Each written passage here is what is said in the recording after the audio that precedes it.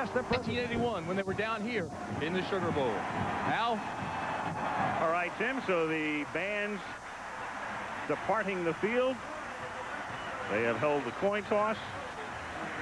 The ceremonial aspect of this pageant, this annual New Year's pageant, is over, and we are ready for the Gators and the Fighting Irish. For Florida, they have no chance now to win a national championship. When the day dawned, well, had things broken their way, had Miami lost tonight in the Orange Bowl against Nebraska, and in conjunction with that, had Washington lost to Michigan, they would have had a shot. Now they have no shot, but clearly they want to maintain at least that number 3 position in the AP poll.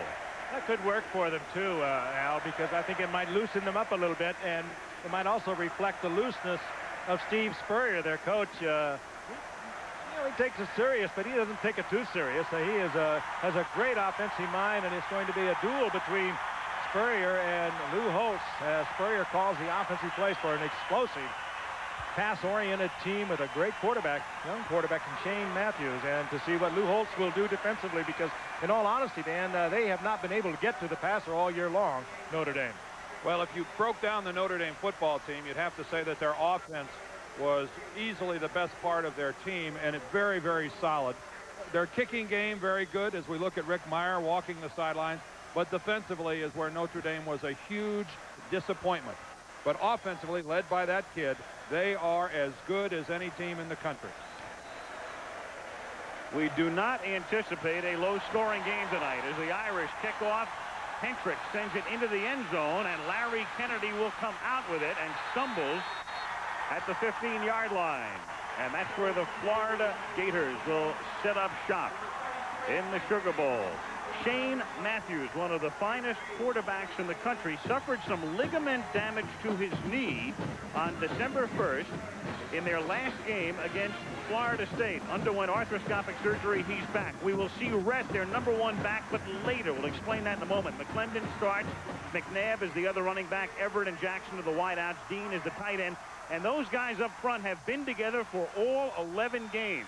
So they've been steady and injury-free, and they've been terrific.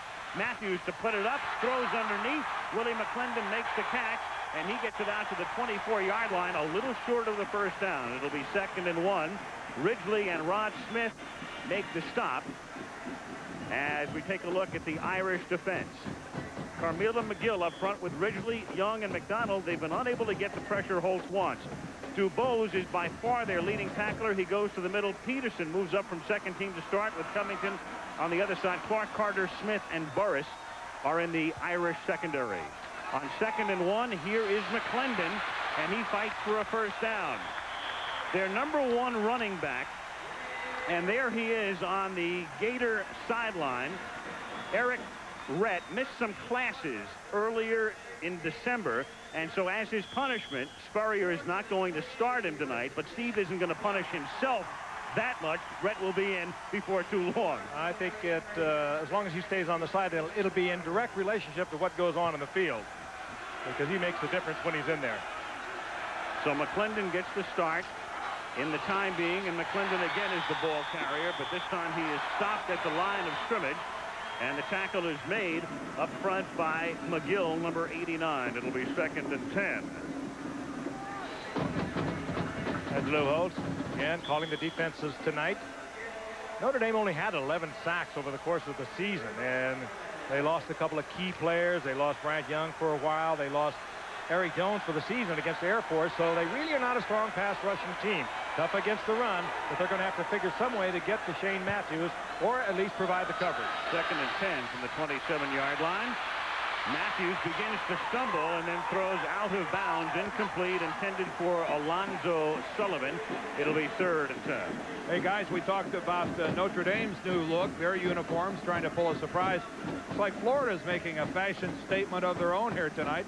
A lot of their guys wearing black socks, some of them pulled all the way up to the knee, and even if they've got white socks on, it looks like some of the guys have taped them over with the black. So Steve Spurrier's squad, not the only one. I guess they're not to be outdone by the Fighting Irish when it comes to making a fashion play here tonight. I'm not sure I'm into it, though. Trips to the right on 3rd and 10, and Matthews throws, and the pass is caught up at the 48-yard line for a first down. The catch is made by Aubrey Hill. It's a 21-yard gain, and Matthews doesn't throw the prettiest ball in the world, but very often, as is the case here, it gets there right on the numbers. Notre Dame in his zone. He throws the ball absolutely perfectly, and you're right, Al. It had a little doo-dah to it, but it got there. And Frank, you touched on it. The first time Florida ran a play, the biggest problem with Notre Dame is their lack of a pass rush. They didn't even get off the line of scrimmage there. 1st and 10 at the 48. They run a little stunt, and still Matthews has all the time he needs.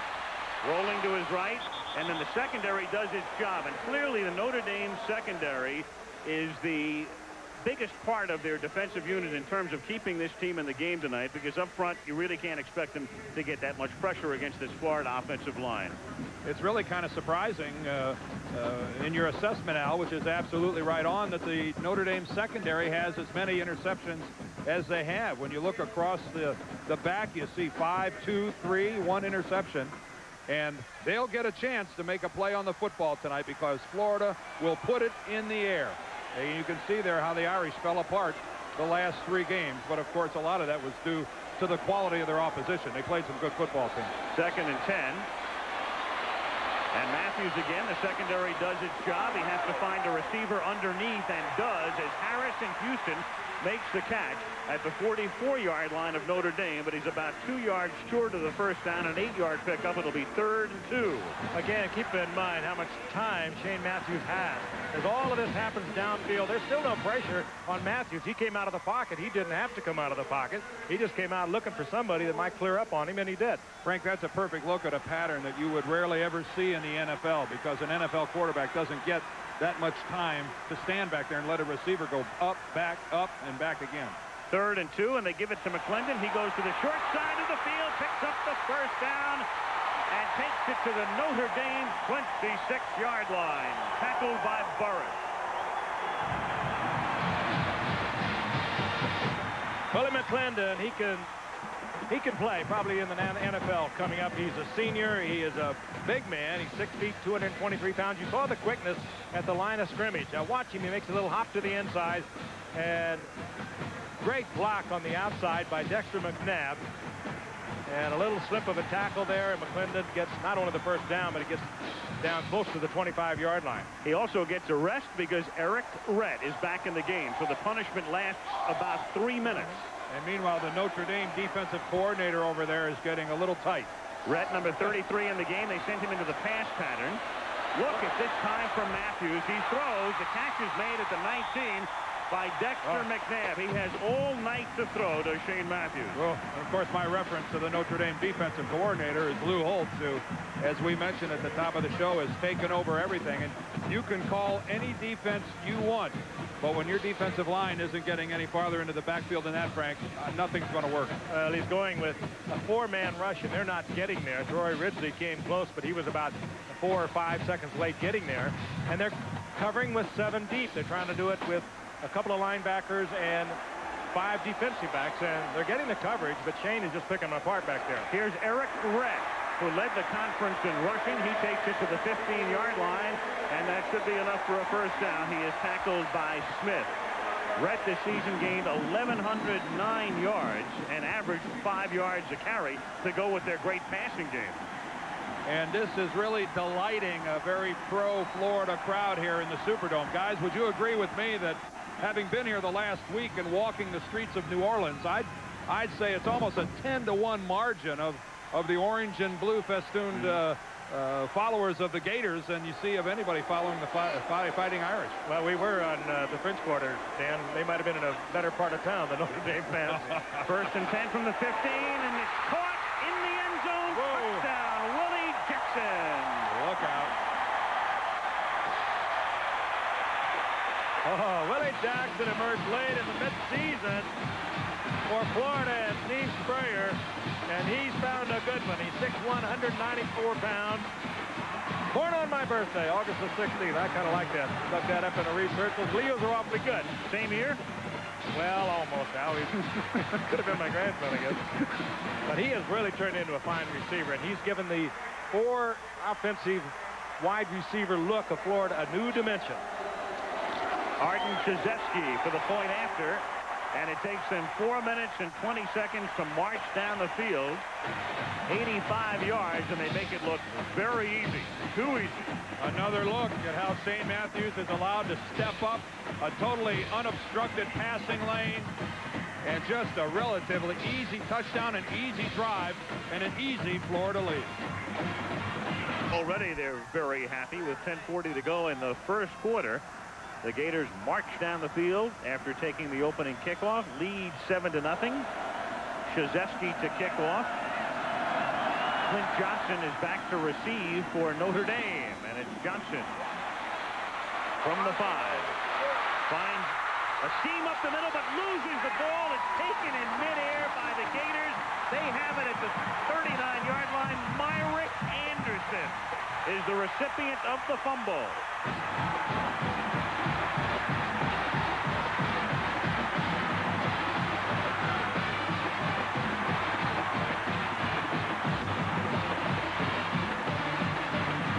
Well, just when it looked like something was going to break right for Notre Dame, Johnson has a nice opening upfield, but there is the strip.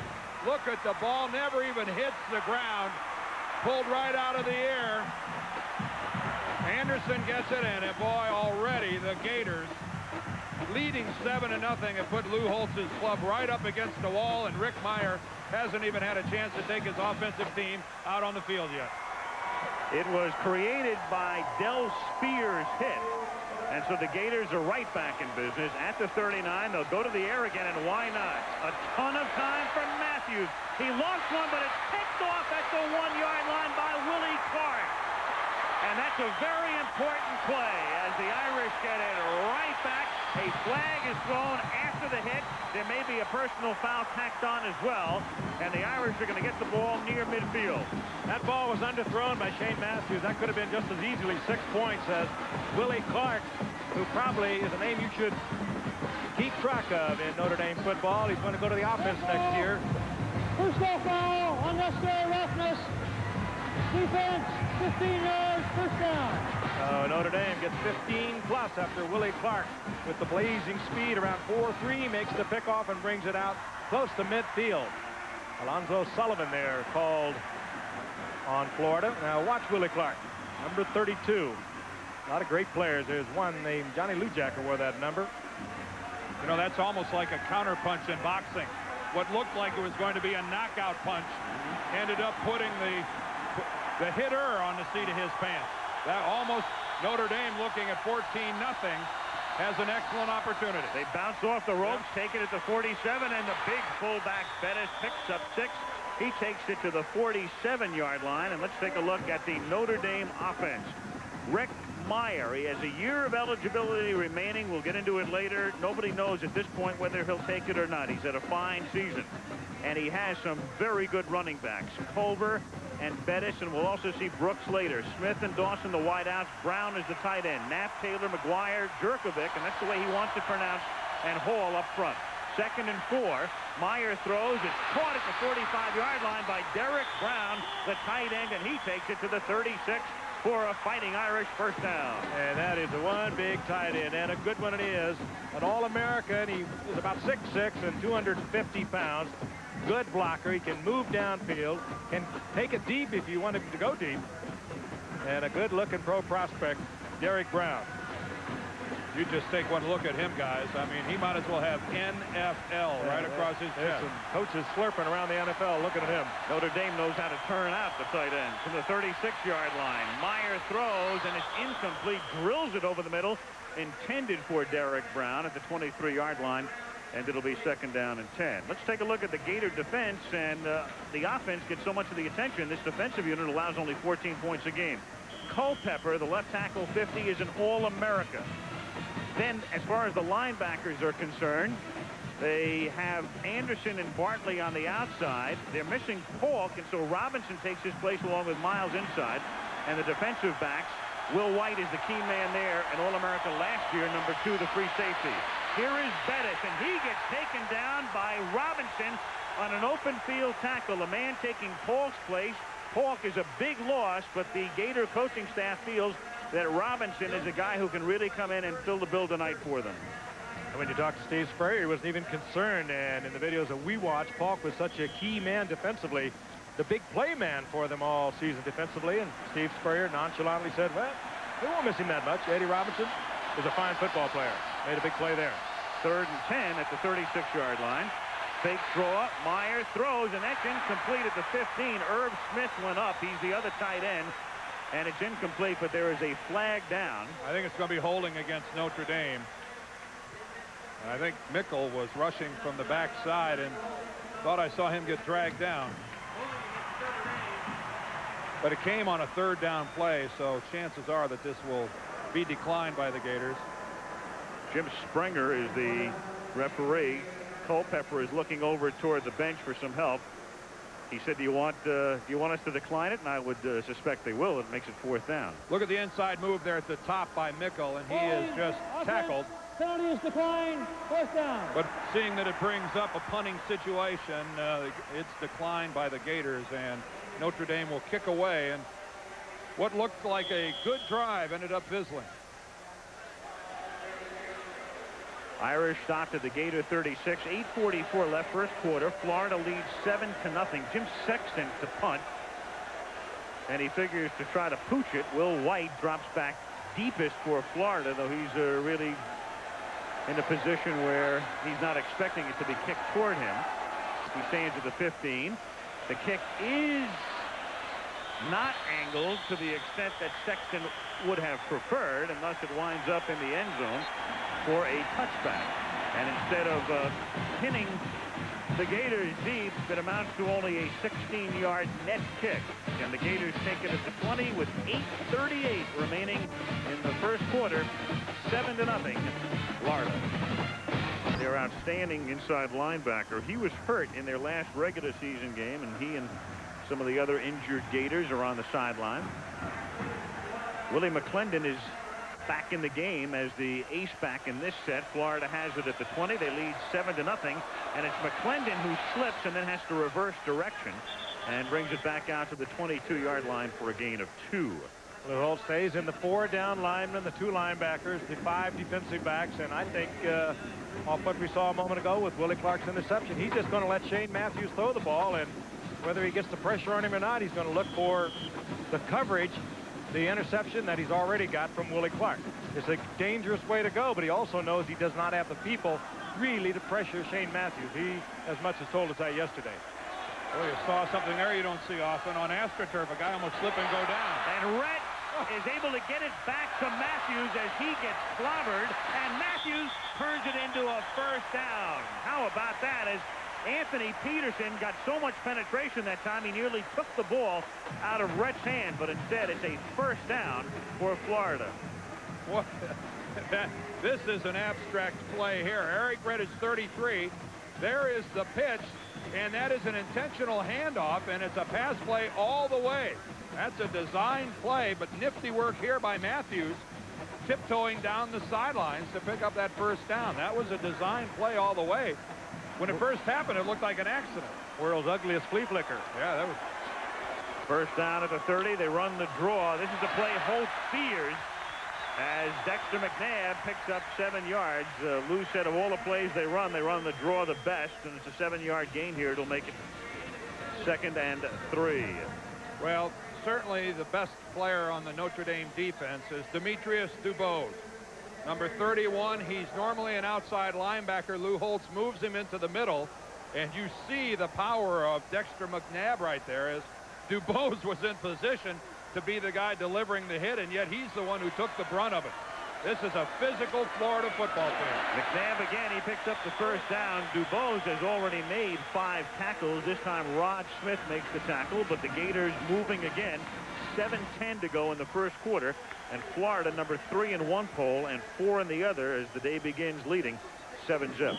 And as we continue to watch this matchup between the Notre Dame front wall and the Florida line, keep in mind that Notre Dame is pretty small across the front. I mean, 214, 240, 250, 265, 221, 202. In today's world of college football, that's a relatively small team. 1st and 10. Matthews has it. knocked down at the 40-yard line. It was a low throw, and Troy Ridgely was able to bat it down. 2nd and 10, and let's get a word from Tim Brandt. Tim? All right, Al, Lou Holtz was telling me before the game that his club can't fall behind early because they can't play catch-up. Well, you guys have talked about the pressure that they aren't getting on Shane Matthews. They have a lot of concern there. But another concern is when the offense came off, you know that Rick Myers had a sore throat all week. He's not been able to call signals. Because it is so loud in here, the offensive players are not hearing him. So we'll keep an eye on that, too. Loud and clearly a pro-Gator crowd. 2nd down and 10 at the 42-yard line. Matthews throws, and the catch is made at the 40-yard line by Trey Everett, his first catch. He takes it out to the 45-yard line. It'll be 3rd down and about 7.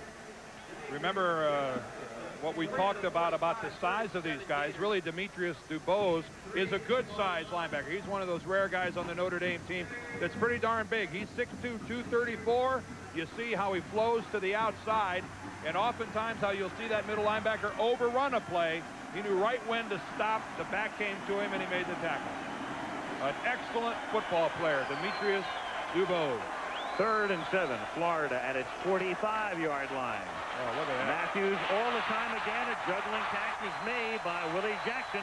And that's a 1st down as he is bumped out of bounds by Willie Clark at the 42 of the Irish. And again, Shane Matthews all the time in the world. And if Steve Spurrier and Shane Matthews are just patient, they're going to have all the time they want to throw underneath. I think they might have a problem going deep, because that's where I think Lou Holtz is gambling. He's going to take away the deep pass from him, take away the touchdown. He'll give him most anything underneath, and he hopes that he'll be able to make the big play, the big interception. Well, there's a flawed scheme right there if they think Demetrius Dubose, a linebacker, is going to be able to run with Willie Jackson. That's not going to happen. It's not going to happen all night. Here's Rhett to the outside. He gets turned back in, but still is able to lunge forward, get to the 36-yard line, and that's a pickup of 5. This year in the Southeastern Conference, the Gators averaged better than 308 yards a game passing. They scored almost 33 a game. Defensively, they allowed only 100 yards per game on the ground, and they led the conference in net punting, and it's the first official SEC title in 58 years for the Gators. And we can't get it all up there because Shane Matthews also, he threw for 28 touchdowns. They averaged almost 150 yards rushing a game, and this is a dynamite offensive team that Steve Spurrier's put together. 2nd and 4. Here's the draw again, and Rhett picks up a 1st down. Eric Rhett bounced out of bounds by Smith and Clark at the 27 with 5:08 to go in the quarter, and the Gators on top 7-0. Steve Spurrier was talking about he just kind of lucked in there, Eric Rhett, because he was highly recruited by FSU, Florida State University, and then he had a knee problem in his senior year, and they kind of backed off a little bit, and he was able to bring him in, and he's turned into a great asset. Over 1,000 yards this season, and a very acrobatic runner. If you're watching the course of the night, you just watch how he bounces around out there. From the 27-yard line, off the play fake, Matthews going deep and incomplete, intended for Everett at the 2-yard line. It could very well have been picked off by Tom Carter.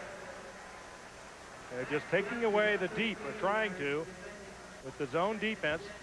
That's Carter, number 13 on the outside. He doesn't go for the little hitch. He drops into his zone right where he should be, and that was one he well could have caught. And it's really a pass that Matthews should not have thrown, because he has time to look from 1 to 2 to 3, maybe to 4. How about 5? Yeah, he's got plenty of time to survey the field. Second Gator drive, as on 2nd and 10, it's caught at the 9-yard line. That's a 1st down by a leaping Willie Jackson. And his forward progress will make it 1st and goal. He's tackled by Ron Smith. Well, Notre Dame blitzed that time up the middle, and it didn't get them anywhere. You saw Justin Goheen come up the middle, and he was picked up. This is a Florida offensive team that, to me, it seems to be without weakness. Excellent play up front, a fine quarterback, good running backs, and great receivers. I'll tell you, they're looking around the SEC at Willie Jackson. He's a redshirt sophomore. You're going to see a lot of him. 51 receptions into tonight. He just exploded onto the Florida scene in the second half of the season. Here's Rhett turning it in, and it's a minimal gain, if any. It'll be 2nd down and goal as Pellington and McDonald make the stop. If you're just joining us, the Gators took the opening kickoff and marched 85 yards. They got the ball back on a fumble kickoff return, but were intercepted in turn by Notre Dame.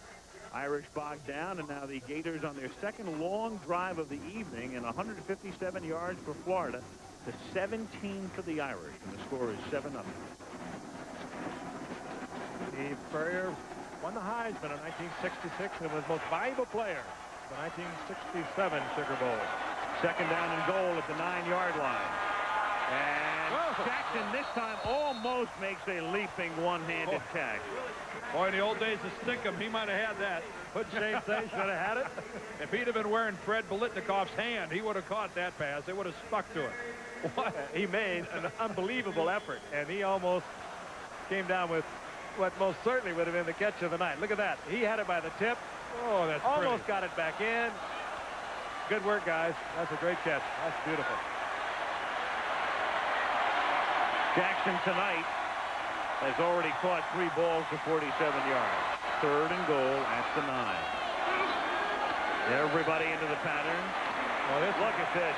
Matthews, he can survey everything, and yet a good job done by Notre Dame secondary because nobody got open, and it'll make it 4th down and goal. Al, there's only a 2-man rush at that time. I don't really recall seeing anything quite like this, but Lou Holtz has decided to he's going to cover the receivers downfield, figuring that he can't get to Shane Matthews. And quite frankly, it's worked pretty well for him. He's got an interception already, should have had another one. And that time, Shane Matthews, with all the time in the world, with only the 2-man rush, still had no place to put it. 26-yard field goal attempt for Arden Szewski.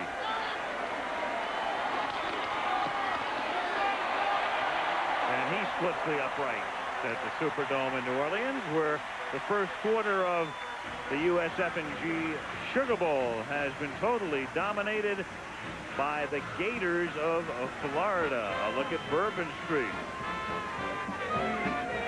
10-0 Gators. First quarter in the Sugar Bowl, 10-0 Florida. Here's a reminder, another season of the Professional Bowlers Tour begins on ABC a week from Saturday. The AC Delco Classic, Torrance, California is the site. 3 Eastern and Pacific and 2 Central Time. The Pro Bowlers Tour with Chris Schenkel and Bo Burton coming your way a week from Saturday. Rick Meyer ready to get his offense back on the field and try to get them in gear. They're down 10-0. Florida kicks off. Szewski puts it in the air. This is Clint Johnson, who fumbled the last kickoff return. And this time, another good return. He packs the ball in, takes it out to the 48-yard line from the 2. Well, if ever a team was desperate for something to ignite them, it's Notre Dame, and maybe they get it from Johnson. Excellent blocking up front. He's got dangerous speed, but notice all successful return men go straight up the field. On a kickoff return, when you start going lateral, you are not going to get anywhere. To get there, go straight up the field. That's exactly what Johnson did that time. Rick Meyer and the Irish, and everybody moved except the center didn't snap the ball. Well, you know, we heard Tim Brandt say earlier about the sore throat of Rick Meyer. Another one of the problems is that Rick, even when his throat is sound, has a high-pitched voice. Illegal procedure, snap violation, offense, 5 yards. And Lou Holtz told us yesterday that he's very concerned about Rick Meyer's ability to audible and to be heard. And that's the old double clutch. When you're a center, you can't snap it and then put it back. And that's what Gene McGuire tried to do that time.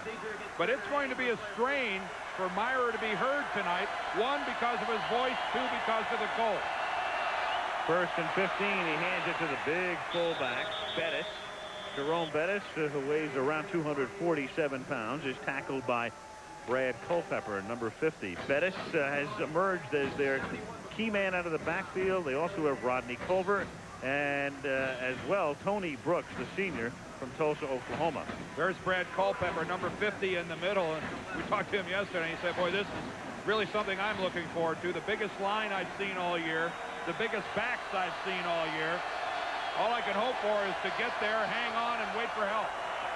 Second and 11.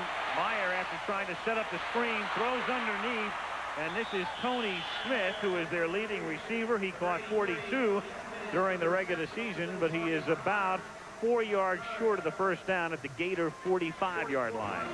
I don't know whether this is a design play or not, but this ball was caught almost on the line of scrimmage. There's Smith coming right down the line of scrimmage. And I think just because of the defense, he didn't take it upfield at all. And so consequently, he comes up short of the first down. 3rd and 4 at the 45. 2:15 to go. First quarter, 10-0 Florida. Gators show blitz. Here they come. Notre Dame runs the draw, and taking it to the 43-yard line is Rodney Culver, but he is a little short of the first down. It'll be 4th and 1. Good, strong running by Culver. He broke 3 or 4 tackles. And let's take a look at Brad Culpepper, the consensus All-American, perhaps more importantly, a Scholastic All-American this year.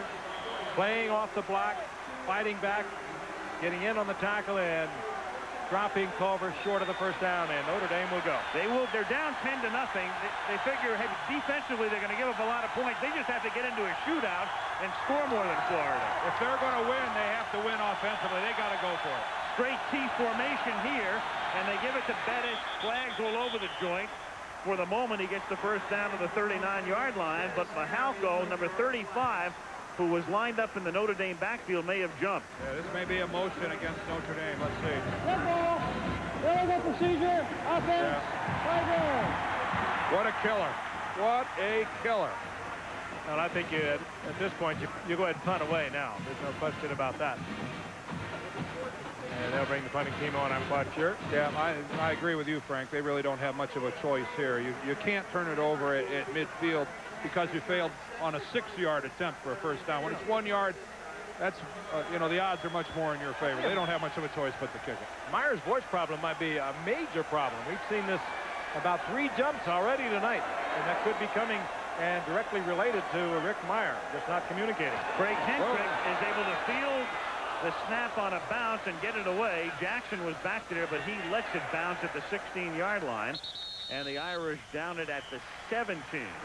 And so the Gators, who have been next to unstoppable with 50 seconds left, take over with a 10-0 lead at their own 17-yard line. A good bounce, an AstroTurf bounce. On a grass field, that ball may have skittered off to one side or the other, but as a center, AstroTurf is your best friend when you're making a long snap. When it hits the ground, it normally bounces through. Peach Bowl today. East Carolina ends a great year. They beat NC State by 3. In a pick'em game, Cal rips Clemson by 24. In the Hall of Fame game in Tampa, Syracuse knocks off Ohio State 24-17. Well, what a resurgence out on the West Coast, huh? Here is McClendon reversing direction and picking up 2 up to the 19-yard line. It'll be 2nd down and 8. In other games today, in case you're just getting home, we've been out on the road or wherever, in the Cotton Bowl in Dallas, played in lousy weather. Florida State beats Texas A&M 10-2. The Nittany Lions roll over Tennessee in the Fiesta Bowl 42-17, and I'll let Dan do the last one. Well, Washington makes a strong statement that they might be the best team in the nation by just dominating a very good Michigan team, and congratulations to Don James and the Huskies. An excellent football team. James, who recruited you, I might add. 2nd and 8, and McNabb takes the wraparound give and gets it up to the 22-yard line as the first quarter expires. Yeah, it's always bittersweet for me to watch Washington play Michigan. Don James recruited me to go to Ann Arbor. Mainly bitter. Yeah. Welcome back to the Superdome, where the Gators lead the Irish 10-0. I'm with Shane Matthews' mom and dad, Peggy and Bill. Bill, your assessment of Shane's performance in that first quarter. Well, I think he did a good job. The offensive line was giving him a heck of a long time to throw the football, except one time when he unthrew his receiver down here on about the 5-yard line. But otherwise, I think the offense is doing a super job, and so is the defense. Now, you're the high school coach at Pascagoula High School in Mississippi. You were Shane's coach. Were you harder on him than everybody else? Yeah, I was kind of hard on him than anybody else, but he responded to our challenge, and they did a good job for us. Thanks for joining us. Happy New Year to you guys. Thank you. Back up to you, gentlemen. All right, on 3rd and 5, here is Matthews with his receivers covered, and he picks up a first down up at the 45-yard line as Willie Clark is there to make the tackle, and Shane Matthews, a guy who was questionable in mid-December because he had undergone that arthroscopic knee surgery, is showing enough mobility tonight. December 3rd, Al. That's not that long ago, as you well know, with any kind of arthroscopic surgery. But he said he's a little tender. He didn't think of it inhibiting in any way. We've seen him pull it down twice now and ramble for first down. So he's apparently all right. Look at those. Awfully quick to come back now. Look at those numbers, and guess who's winning? You'd be right. 10-0 Gators. 1st and 10 at the 42. Matthews, and they finally get to him. It took a number of seconds, but they finally are able to dump him as Carmela McGill is given credit for the sack back at the 35-yard line.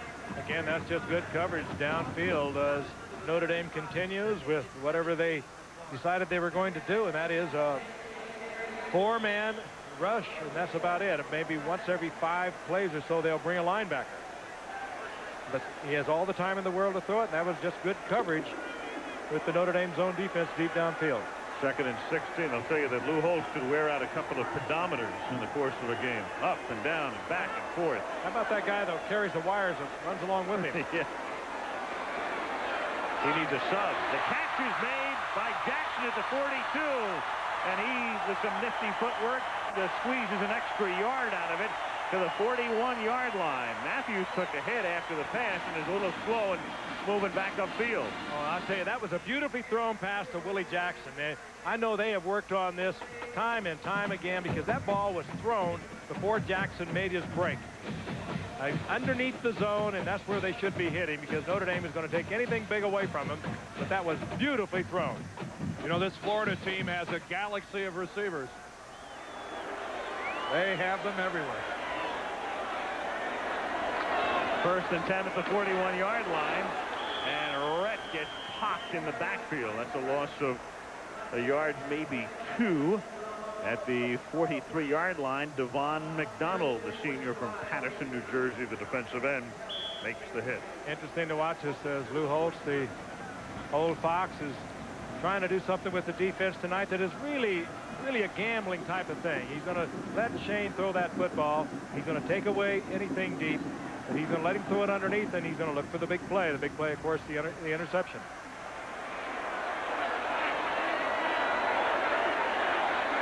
Second and 12 at the 43. You call him an old fox or an old ox?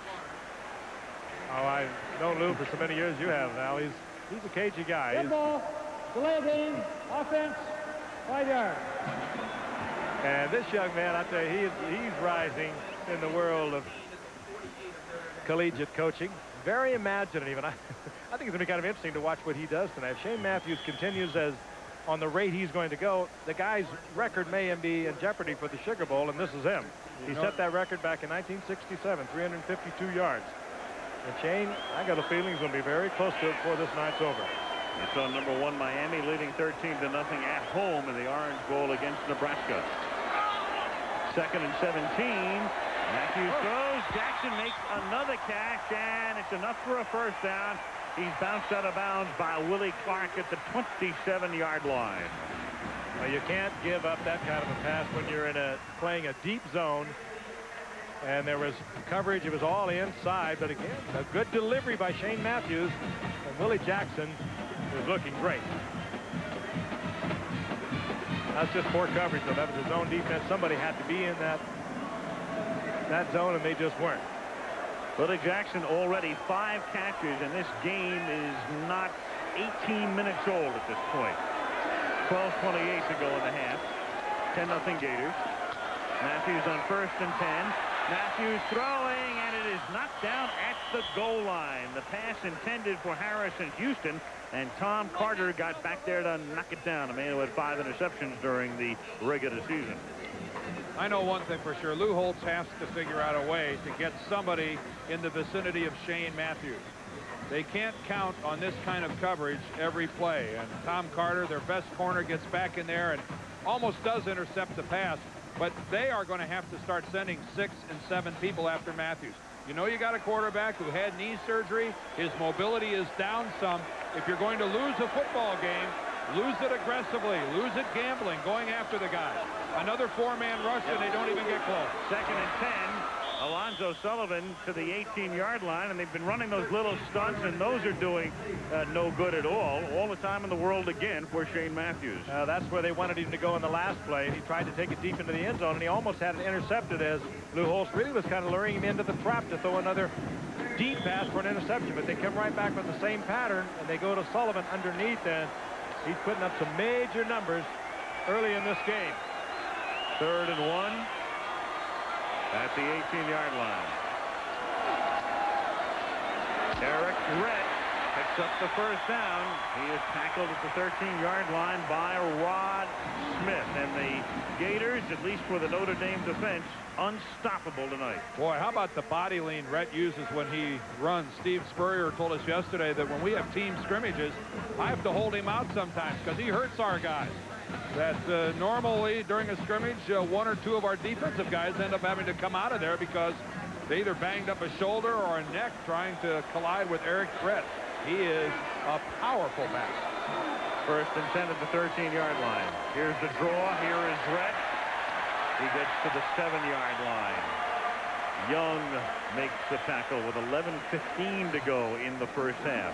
Well, I'll tell you, when they can move it as easily as they have in the air and on the ground, you almost get the feeling maybe they should go back in there and put those old uniforms on. They got their hands full tonight.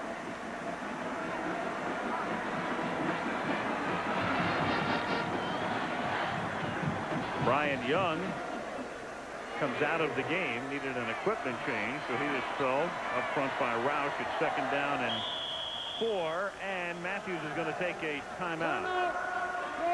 Timeout Gators, and that's about the only way Florida has been stopped tonight. 10:44 left in the half. 10-0 Gators.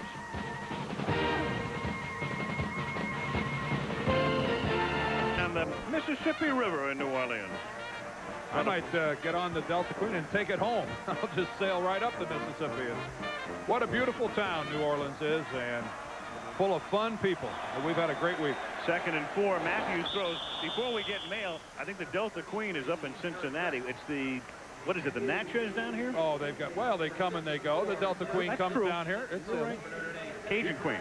Yeah, looking out the window of our hotel, watching, you know, as the surge of the tide comes in and out, and you watch that ferry come across the river. It's really fascinating. I think you've got 3 or 4 of the old paddle wheelers that fly the Mississippi and go all the way from St. Louis all the way down here. It's like a week or a 10-day trip. Supposedly very beautiful.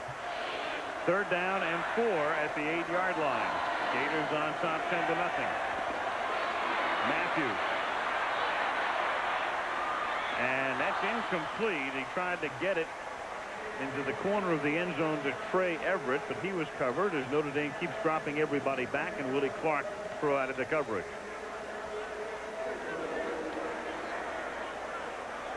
What happened to Matthews here is that some of his receivers, once they got back in the end zone, maybe didn't work as hard as they could have to get open. Some of them got stationary on that back line, and you have got to move to find find a lane back to your quarterback so we can see it. Dan, maybe they never had that much time to make the maneuvers that they have tonight. Maybe they just assumed the play was over. Huh? 24-yard field goal for Krzyzewski. And the Irish are very lucky. They are only down 13-0 with 10:29 left in the half. It could have been a lot worse. Of course, will be there, Al. Will be riveted. Al's our figure skating guy. Anything on ice? You got it. Sticks, pucks.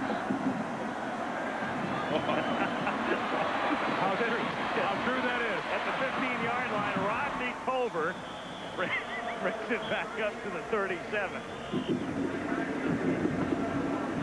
And Notre Dame will take over there. It'll be 1st and 10. Lou Holtz, speaking of ice, his defense has been ice cold tonight, but they have been able to at least hold off the last 2 Florida drives at the end, and thus they have resulted in simply field goals for the Gators, and it's 13-0, and the Irish remain in the game. At the 36-yard line, Meyer throws, and the catch is made, and Tony Smith would have been better served dropping the ball because Kennedy is there to tackle him for a loss. You know, and Lou Holtz is very honest and very candid when he tells you that this is not a catch-up football team he has. He does not have Rocket Ismail this year. The nearest thing he has is Tony Smith. But, I mean, how many times are you going to have a Rocket? When they get way down, it's going to be a long struggle because they do not have the big play potential they have had in recent years. 2nd and 12 from the 34-yard line. Here is Culver, and he slips on the turf. It'll be 3rd and long. Did you notice how Culver has his shoes taped, and the tape goes all the way underneath his shoe and covers up some of his cleats? And, you know, you're losing a lot of your traction, a certain percentage of it there, when you continue that tape underneath your shoe. And, you know, you just don't see people slipping on AstroTurf. And that was the situation there. I think Rodney Culver has got to get that tape off the sole of his shoe. They're exactly on. 3rd and 14, and Meyer throws a bullet. Smith makes the catch and has enough for a first down as he gets it to the Gator 49-yard line, tackled by Bartley. Oh, Meyer showing a strong arm there. That was a deep out pattern that took a lot of strength. Meyer this time has a lot of time. Steps up, fires, drills one. And that's big-time stuff as Tony Smith picks up additional yardage, and Notre Dame gets inside Florida territory. 1st and 10 at the 49. 8:55 to go in the half. 13-0 Florida. Meyer, now keep in mind, his voice is a little weak. He tried to change it. Fakes right, throws left. Catch is made at the 40-yard line by Lake Dawson, and he surges forward inside the 40 and is very close to a first down, and a little pushing and shoving ensues. Lake Dawson has been an up-and-comer for Notre Dame. Smith is their leading receiver, and Dawson was 2nd on the team with 24 catches during the regular year. A lot of the Fighting Irish fans would have preferred Notre Dame to throw a little bit more than they did this season. Well, I think their quarterback would have, frankly, but he has kind of subordinated his talent to some 22, 24 passes a game, when a lot of teams with a Rick Meyer and his arm might have been putting that ball up 35 or 40 times. You know, we were talking about Meyer's voice and how it doesn't carry. We got a good look there, I think, at Jerome Bettis at fullback, who had to turn around and tell his tailback what was being called. Watch Bettis right here, and watch how he has to turn around and relay the call. See, there's Meyer making the audible, and Bettis turns around to Culver to tell him what's happening. And when your voice doesn't carry even 3 or 4 yards away, that's a good sign that you are having a major problem. It's a first down after the measurement at the 39-yard line. 8:20 to go in the half. 13-0 in favor of the Gators. And it is not a first down. The down marker signaled first down. It is 2nd and inches. And Meyer's throw is enough for a first down and a lot more. In fact, it's enough for a touchdown to Dawson. I think that was an automatic by Meyer. It looked as though he changed it. Dawson with single coverage. And the victim is Larry Kennedy. I don't know what he was doing. He obviously had to be a man-for-man situation, and he just did not provide the coverage. Well, Frank, that's the risk of Florida playing that 8-man front, in essence, with only 2 corners and 1 safety. Your DBs, when there are only 3 of them, are put in a vulnerable position. But Larry Kennedy, the defensive back, just stood and looked across the line of scrimmage as Dawson raced by him. There's no chance for the point after. Help. Easy 6. Kennedy acted like he was sure it was going to be just a little hitch. He was wrong. Thankfully. What's your reaction to that last play? Well, I think that's kind of a free one. It's always nice to have 2nd and short and be able to experiment a little bit. And Lake did a great job getting open and getting in the end zone. The inevitable question. There's been talk about Rick coming out to the National Football League. He says he will make that decision after this year. Tell us about the process. Well, it has taken a lot of time, and we're just trying to sort out the pieces right now. It's like a puzzle, and you can't really see what the whole picture is until you get all the pieces. So we're just taking some time to take a look at it, and I think in a couple weeks he should have an idea of what he's going to do. Right now he doesn't know. Obviously, you're helping him with the research. How about his throat in this game? Has that been a factor, do you think? You've talked to him. Yes, he's had a little bit of a sore throat. I think practicing in the rain a couple days ago has caused him a little bit of a problem, but he said today he felt real good. Al. All right, Tim, Hentrick's kick is taken from the 19 back up to the 27 by Larry Kennedy. You heard Ken Meyer mention that it may take a couple of weeks for Rick to make his decision. That's not going to sit very well with Lou Holtz. And Hentrick, who was hurt in the Tennessee game, is injured again. He's one of the finest kickers in the country, and this will be a big loss, and clearly we'll get a report on his condition as soon as we can. On the Meyer story, though, when we asked Lou Holtz about Meyer, he said, I want a decision soon, and he mentioned like January 3rd. Yeah, and there is going to be a problem there because it affects Holtz's recruiting and how hard he goes out looking for a quarterback. It's going to be determined by whether or not Meyer comes back, but it's not going to come that quick. As we talked to his father yesterday, it's going to be at least a couple weeks. It might be a month. First down from the 28, set up the screen, and McClendon avoids the first man, but not the second as he is taken down at the 25. Hentrick was hurt in the Tennessee game. He had a field goal block, run back for a touchdown, and they had a chance to win that game at the end and had to go to a backup kicker who missed the kick. And here he is, and he injures himself again. And you can see it. He looked like he almost stepped on the foot. Did he step on the foot of his own man? Yeah, but he's obviously got a brace on there, and something locked or caught on him. Whew, that's painful. You know that your leg is sore when that's all it takes to come up lame. Second and 13. Oh, my Lord, will you look at that? Matthews.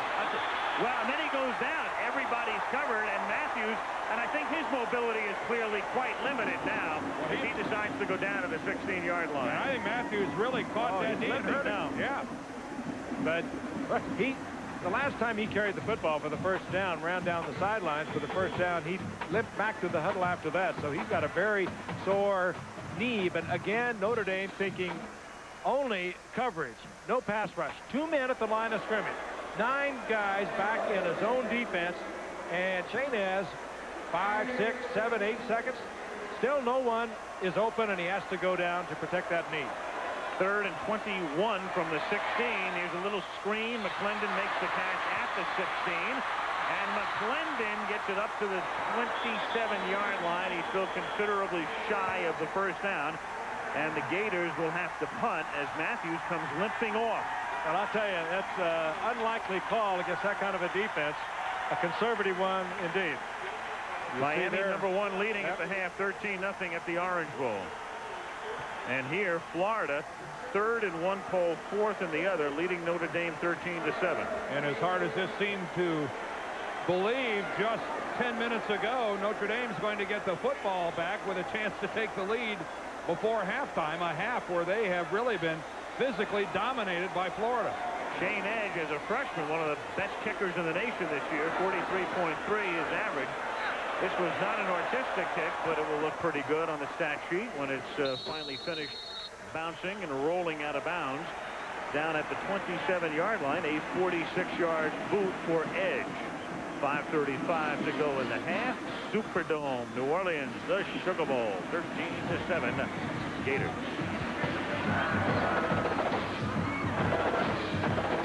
You guys pointed out he wasn't hit. The knee just popped out on him. He's going to try to limp around trying to get it loose. He says he is still going to try to kick, but he's in a lot of pain. He did not have surgery after he injured originally after the Tennessee game, but he will have it looked at and scoped after the season.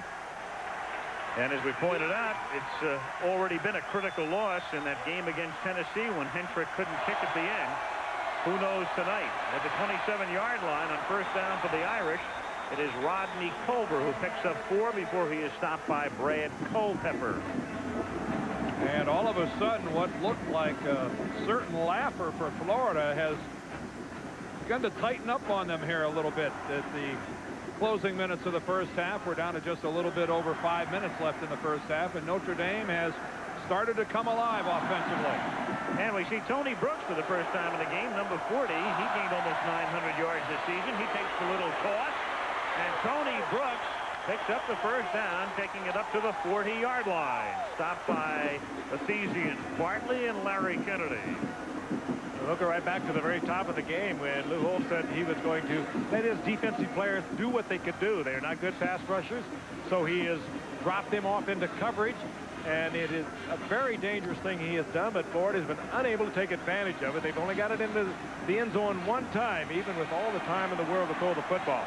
So it's paying off. A gamble by Lou Holtz. 1st and 10 from the 40-yard line. Meyer nearly sacked. Then he is at the 28-yard line by Bill Gunter.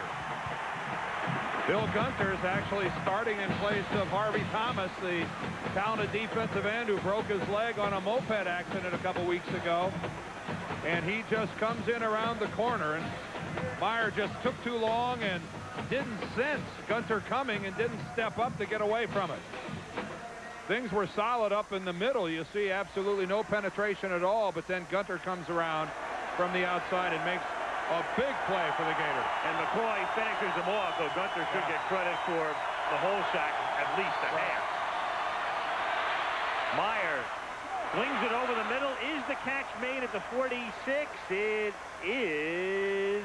Well, let's see. No signal yet from the official. They are saying it is a catch by Tony Smith. Well, let's go to the replay booth. And we fortunately do not have to be concerned with that replay booth here tonight. Tony Smith with a fine effort at around the 45-yard line. Let's take a look at it, even though it's not going to change. That's kind of jarring for us. But a fine effort by Tony Smith, the junior wide receiver. 3rd down and 5 from the 46-yard line, and Meyer picks up the 1st down as he takes it to the 46 of the Gators. Del Spear makes the tackle, and the Irish, down by 6, are on the move with 3:15 to go in the half. Hey, that's big-time stuff. You were down back at your own 25-yard line, 2nd down, and about 22 to go, and Meyer gets a 16, 17-yard completion, and then he gets the 1st down on his own. Finish that off. There's Ron Zook, the defensive coordinator of the Florida Gators, sending in his signals, and Rick Meyer that time. How about it for a quarterback? Put the old shoulder down and took on Spear. At the 46-yard line, Darren Nickel, the defensive right end, is back on the bench, and Kevin Carter takes his place. As Meyer has it picked off by Larry Kennedy, who brings it back to the 30-yard line. Myra saw William Pollard deep, wide open, tried to throw it a little late and threw it right into the hands of Larry Kennedy, who was actually beaten by Pollard, but Meyer was late getting it there. Bad throw. But Notre Dame on the move. Meyer throws it right in the hands of Larry Kennedy. Rolls out. He gets a little bit of a problem. At that moment, Pollard was open. There's Pollard, number 82. He was in between the zone, but Meyer waited too long, and Kennedy comes up with the turnover. Gators get it back at the 30, 2:43 to go. Florida up 13-7. The ace back here is Dexter McNabb, and he picks up a couple up to the 32-yard line. Gators have 2 timeouts at their disposal.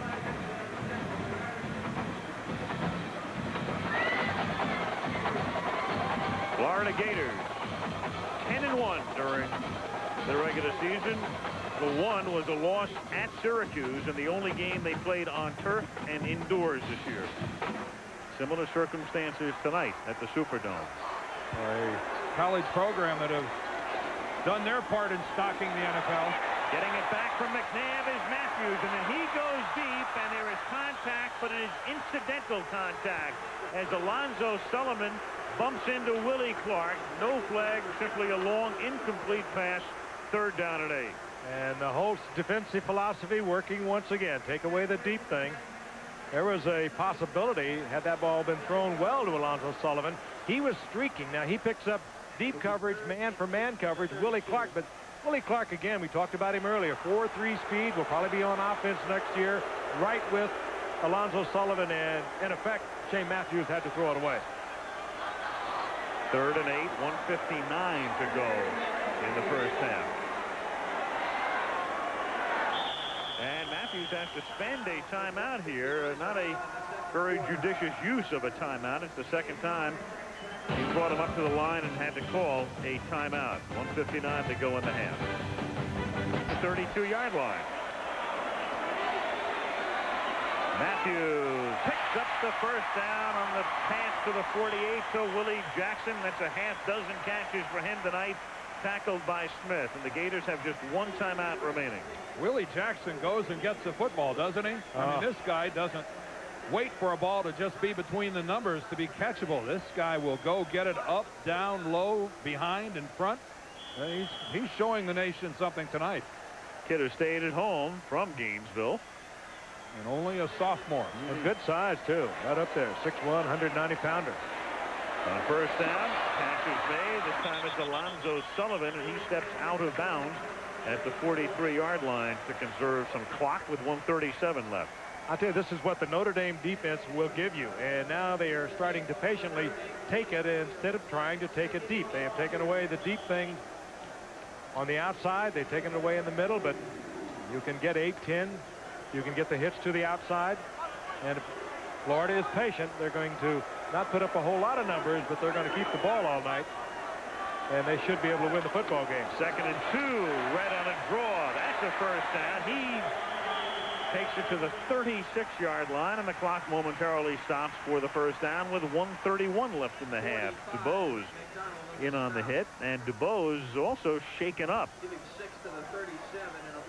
We talked about, we passed along what Steve Spurrier told us about Eric Rhett, how he hurt people, and he sent people out when they tackled him. There's a good look at it.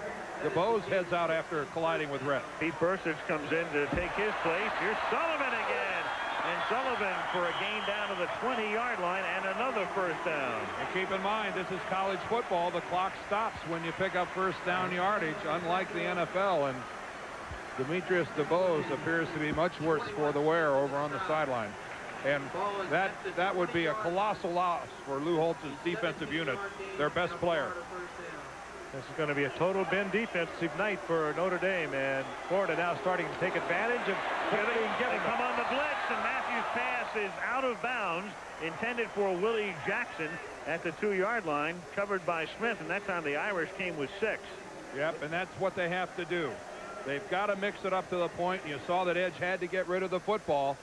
I think it was Anthony Peterson who came right up the middle, number 49. There he is. He's unblocked, and that is just what the Irish have to do. When you don't have an even matchup physically, you're going to have to take chances. 2nd and 10 at the 20, 1:07 to go, first half. 13-7 Gators. Their whole philosophy tonight is a gambling one on the part of the Irish. This time it is a 4-man rush, and Matthews just throws it away. 3rd and 10. Good coverage this time. Deep by Tom Carter against Harrison Houston.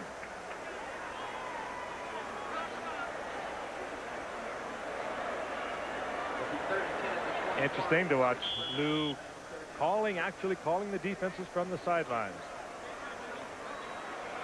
And Al pointed out, Gary Darnell is gone with John Makovic to the University of Texas. Darnell, the defensive coordinator, formerly with Notre Dame. 3rd and 10 at the 20. Irish rush 3. Here's a screen. Rhett makes the one-handed catch, but he can't get the blocking he needs because the pass floated into his hands. He is stopped at the 19 by Gibson, and Florida will have to send in the field goal unit. 4th down, and the field goal unit is on. Little screen to control a pass rush is almost non-existent. Is not the type of play you would anticipate calling, and not very effective either. Pretty good hands there by Rhett. Don't confuse him just with being a rusher, even though he had almost 1,200 yards. An excellent receiver as well, and Florida's had to take a timeout here. Actually, you know what happened? The Irish took this timeout here because the Gators were going to let as much time go off the clock as they could. Down to 23 seconds since they're going to attempt the field goal anyway. Notre Dame figures they might as well try to conserve whatever they can. That's the end of the first half. It's going to be a 36-yard attempt. Well, they've had a couple of explosive kickoff returns, and why not? Get an opportunity, we'll do it again.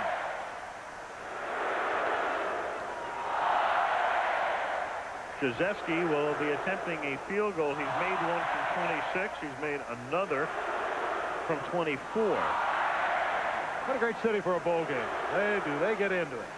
They do that, although it's much like playing the University of Miami in the Orange Bowl. I mean, this is not much different than Notre Dame having to visit Gainesville in terms of the crowd noise. This is a road game all the way for Notre Dame and a home game for Florida. 36-yard field goal attempt for Krzyzewski. And he has been, as Dan Jenkins would put it, dead solid perfect tonight.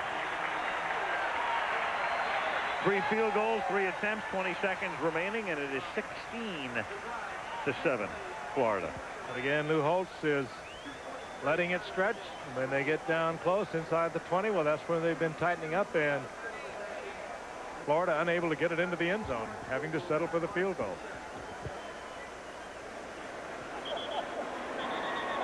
Shane Matthews, 6'3", 192-pounder. We asked him if he was thinking about coming out. Of course, he's a redshirt junior. He said, no, nobody's interested in me. Nobody talked to me. Thrown 28 touchdowns. 60% passer. A lot of it has to do with an offense designed by Steve Spurrier.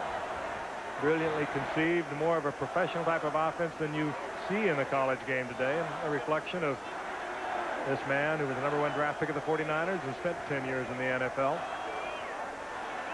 Mainly backing up John Brody. From the 35-yard line, it's Ruland who kicks off. It is taken at the 10-yard line by Clint Johnson, and he slips down at the 27-yard line with 15:6 left in the first half. Well, let's see. What do we have for you at halftime tonight? We've got highlights of the Cal-Clemson matchup in Orlando, the Citrus Bowl. Ooh, what a shocker that was. We have highlights of the game from Pasadena between Washington and Michigan. We'll have all of today's results. Dan will do the highlights there. Get into that, Dan. Well, you have to say Washington made a real claim to #1. It'll be interesting to see the polls.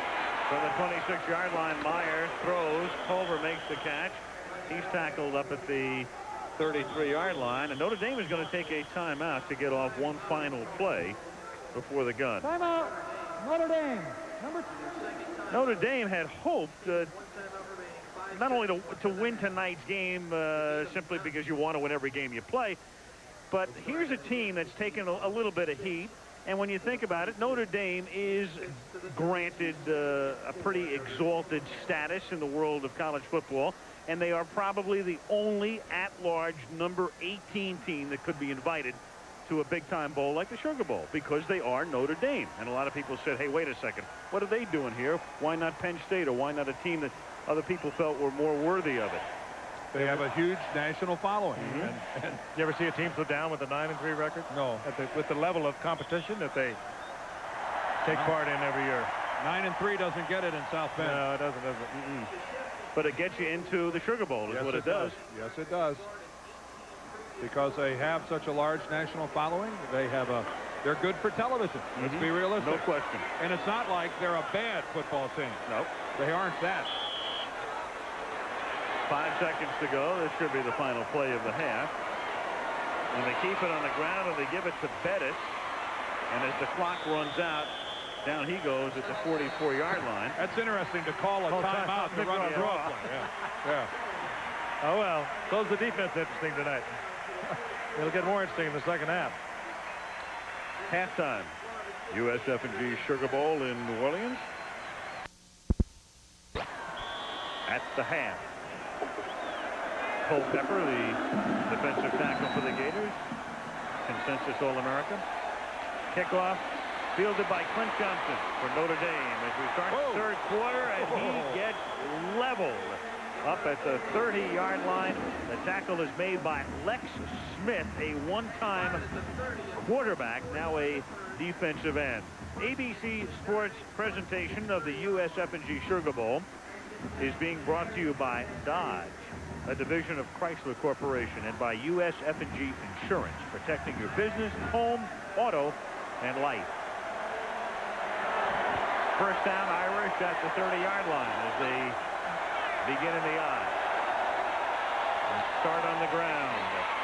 And this is Rodney Culver up to the 36-yard line. It'll be 2nd down and 4. Ed Robinson in on the tackle, and Florida 3-1 in first downs and 2-1 in most of the other categories. And one number really jumps out. Look at Notre Dame, only 34 rushing yards. I mean, this is a football team. Bettis had 977 yards. Culver had 573. Brooks had 919. Where's this great rushing attack? Here's Culver. Well, they're going to try to show it to us now in the 3rd quarter. Culver carries twice and has a first down. I think that was Lou's philosophy, and you heard him talk to Tim Brown as he left the field. He said, we've got to move the ball on the ground. We've got to keep their offensive team off the field. And his defense, however, is designed to stretch and not break. They pulled that off pretty good, but they have not been able to generate the other part, and that's control the football. And as impressive as their total yardage figures, their averages 5'8", 5'4", and 6'1". Here is Brooks into Gator territory, and here comes that running attack now. First down at the Gator 45. Anderson and White converge on the tackle. It's a 13-yard gain for Tony Brooks. Well, it's a huge offensive line. They outweigh the Florida front. Run blocking is their specialty. And look at that right there. An excellent block by Mirko Jurkovic as he takes Culpepper out of the play. You call it Jurkovic. I call it Jurkovic. It's either or. It's tomato. And he doesn't really care. Here's Brooks, or Brooks. Picks up 4. Gets it to the 41. Yeah, the main thing is he buried Brad Culpepper. And Culpepper, a potential professional high draft pick for Florida, is really not sure where he is going to wind up playing. He's been told that maybe he should beef up and be a nose tackle, maybe he should lighten up and be a linebacker, but he's got the attitude, he's certainly got the intelligence, an academic All-American, but he's looking forward to play. On 2nd and 7, huge hole. Culver takes it down to the 22-yard line. And Culpepper was out of the lineup for one play, and they just ripped the area where he ordinarily would have been. He went over to the sidelines, and he has now come back on, but right over the right tackle, and Jurkovic makes a great block, and wide open for Culver. Well, it was a trap play, and the off guard, Aaron Taylor, number 75, came all the way across and got the kick out on Gunter. Notre Dame ought to stick with it. First down at the 23, and they stick with it. Brooks on the ground. Gets bumped at the 19 and then surges forward to the 15-yard line. I think the Gipper paid a visit to the Notre Dame locker room. This is not the same team that we saw in the first half. Has there been a Ronald Reagan sighting anywhere here? Somebody went in there and got these guys juiced up, much to his chagrin. Rockne could have come back. Who knows? This is an offensive football team for Notre Dame that wasn't here in half number 1. 2nd and 3 at the 16-yard line. On the ground again. Over to the short side of the field. Runs right to the first down marker, and he's close. Bumped down by Bartley. That time, big Justin Hall. He is almost a 300-pounder, number 73, without leading that charge. Yeah, when a guy's officially listed at 297, that's close enough to count. You round it off. It depends on whether it's in the morning or the evening. 3rd down and inches at the 13. This is the opening drive of the 3rd quarter. 12:15 left in the period. Gators on top 16-7. Straight T. And they give it to the fullback, and that's a first down, as that's the first carry in this half for Jerome Bettis. First down, Irish, just outside the 10, so they can get a first down without getting the touchdown. Look at the size of the shoulder pads on Jerome Bettis. This is the guy who put full in fullback. That is a big man, 250 pounds, and runs bigger than that. You asked out of USC, 178 yards against the Trojans, a 53-yard touchdown. He turned it around for him. 1st and 10. And they give it to Bettis, running out of the fullback slot here, taking it to the 8. second down, and they can get, as I say, a first down without getting a touchdown. And they are in a position where they have excelled this year. When the Irish have been inside the 20, they've been there 57 times, and they have 45 touchdowns and 5 field goals.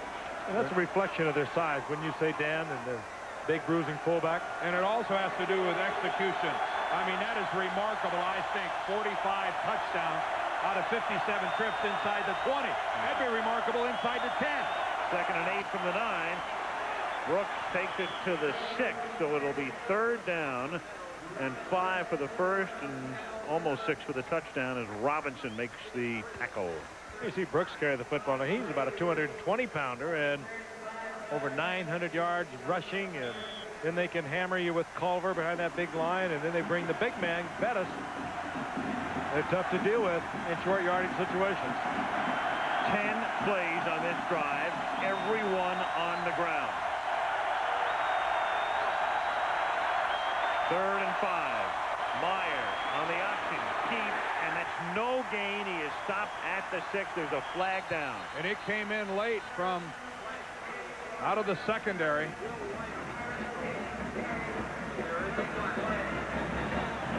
Jim Springer is the referee. And it's against the Irish.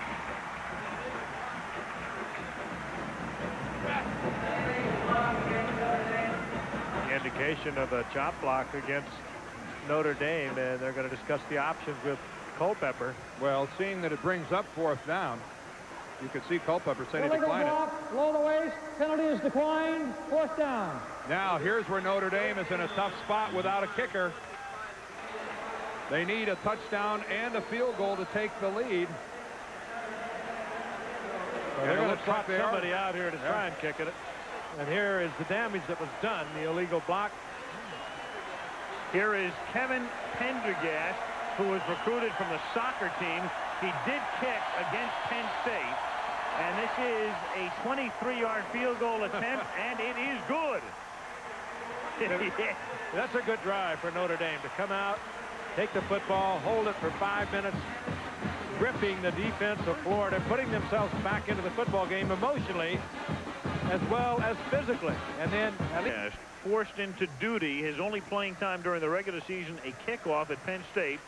And again, if you joined us late, there is one of the finest kickers in the country who was hurt, Craig Hentrick, injured against Tennessee, didn't play against Penn State or Hawaii. He started tonight's game, but he's hurt again. The kickoff fielded at the 10-yard line by Harrison Houston. And he gets tackled up at the 27-yard line. McGill makes the stop, and let's get a word from Tim Brandt. Tim. All right, Al, Pendergast did not even come with the Notre Dame team when they came to New Orleans after Christmas night. Instead, he came down with the walk-ons, what they call a 3-day trip. They're not expected to play. They let him bring them down just for 3 days to enjoy the bowl activities, but here he is now, a major part of this game. You ever realize how many strange stories surround kickers? There's always a story behind the story. I'll tell you what, if he kicks a field goal that wins this game, he ought to demand that he get left down here for an extra week's vacation. He got shortchanged. Make up for that lost time. That's right. From the 27-yard line, here's Willie McClendon, who takes it up to the 35-yard line, a gain of close to 8. 9:45 remaining in the third quarter. Florida leading Notre Dame 16-10. Florida coming into the game a 6 to 7 point choice. What's that mean? Well, it means a lot of people thought Florida would win by about a touchdown. Oh, okay. Why do they care about that? Notre Dame has changed nothing. No Four idea. down lineman. 2nd and 3. Here is McClendon. He is stopped at the 35-yard line. And from Miami comes word that the Hurricanes have added a field goal, and they lead by a score of 22-0 in the Orange Bowl in the third quarter. What a blowout that's turning into. Yeah, Miami doing much the same as what the University of Washington did earlier this afternoon to Michigan. Playing its plan. 3rd and 2. This is McNabb, and he is stopped short of the first down. They will mark it at the 36-yard line, and that's going to force a Florida punt.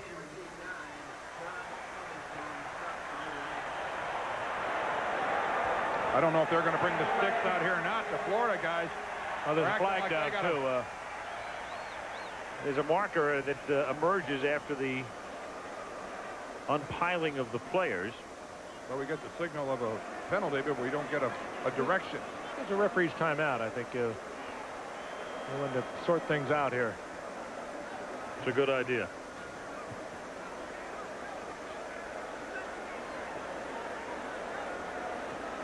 Jim Springer is the referee. This looks like an NFL conference here.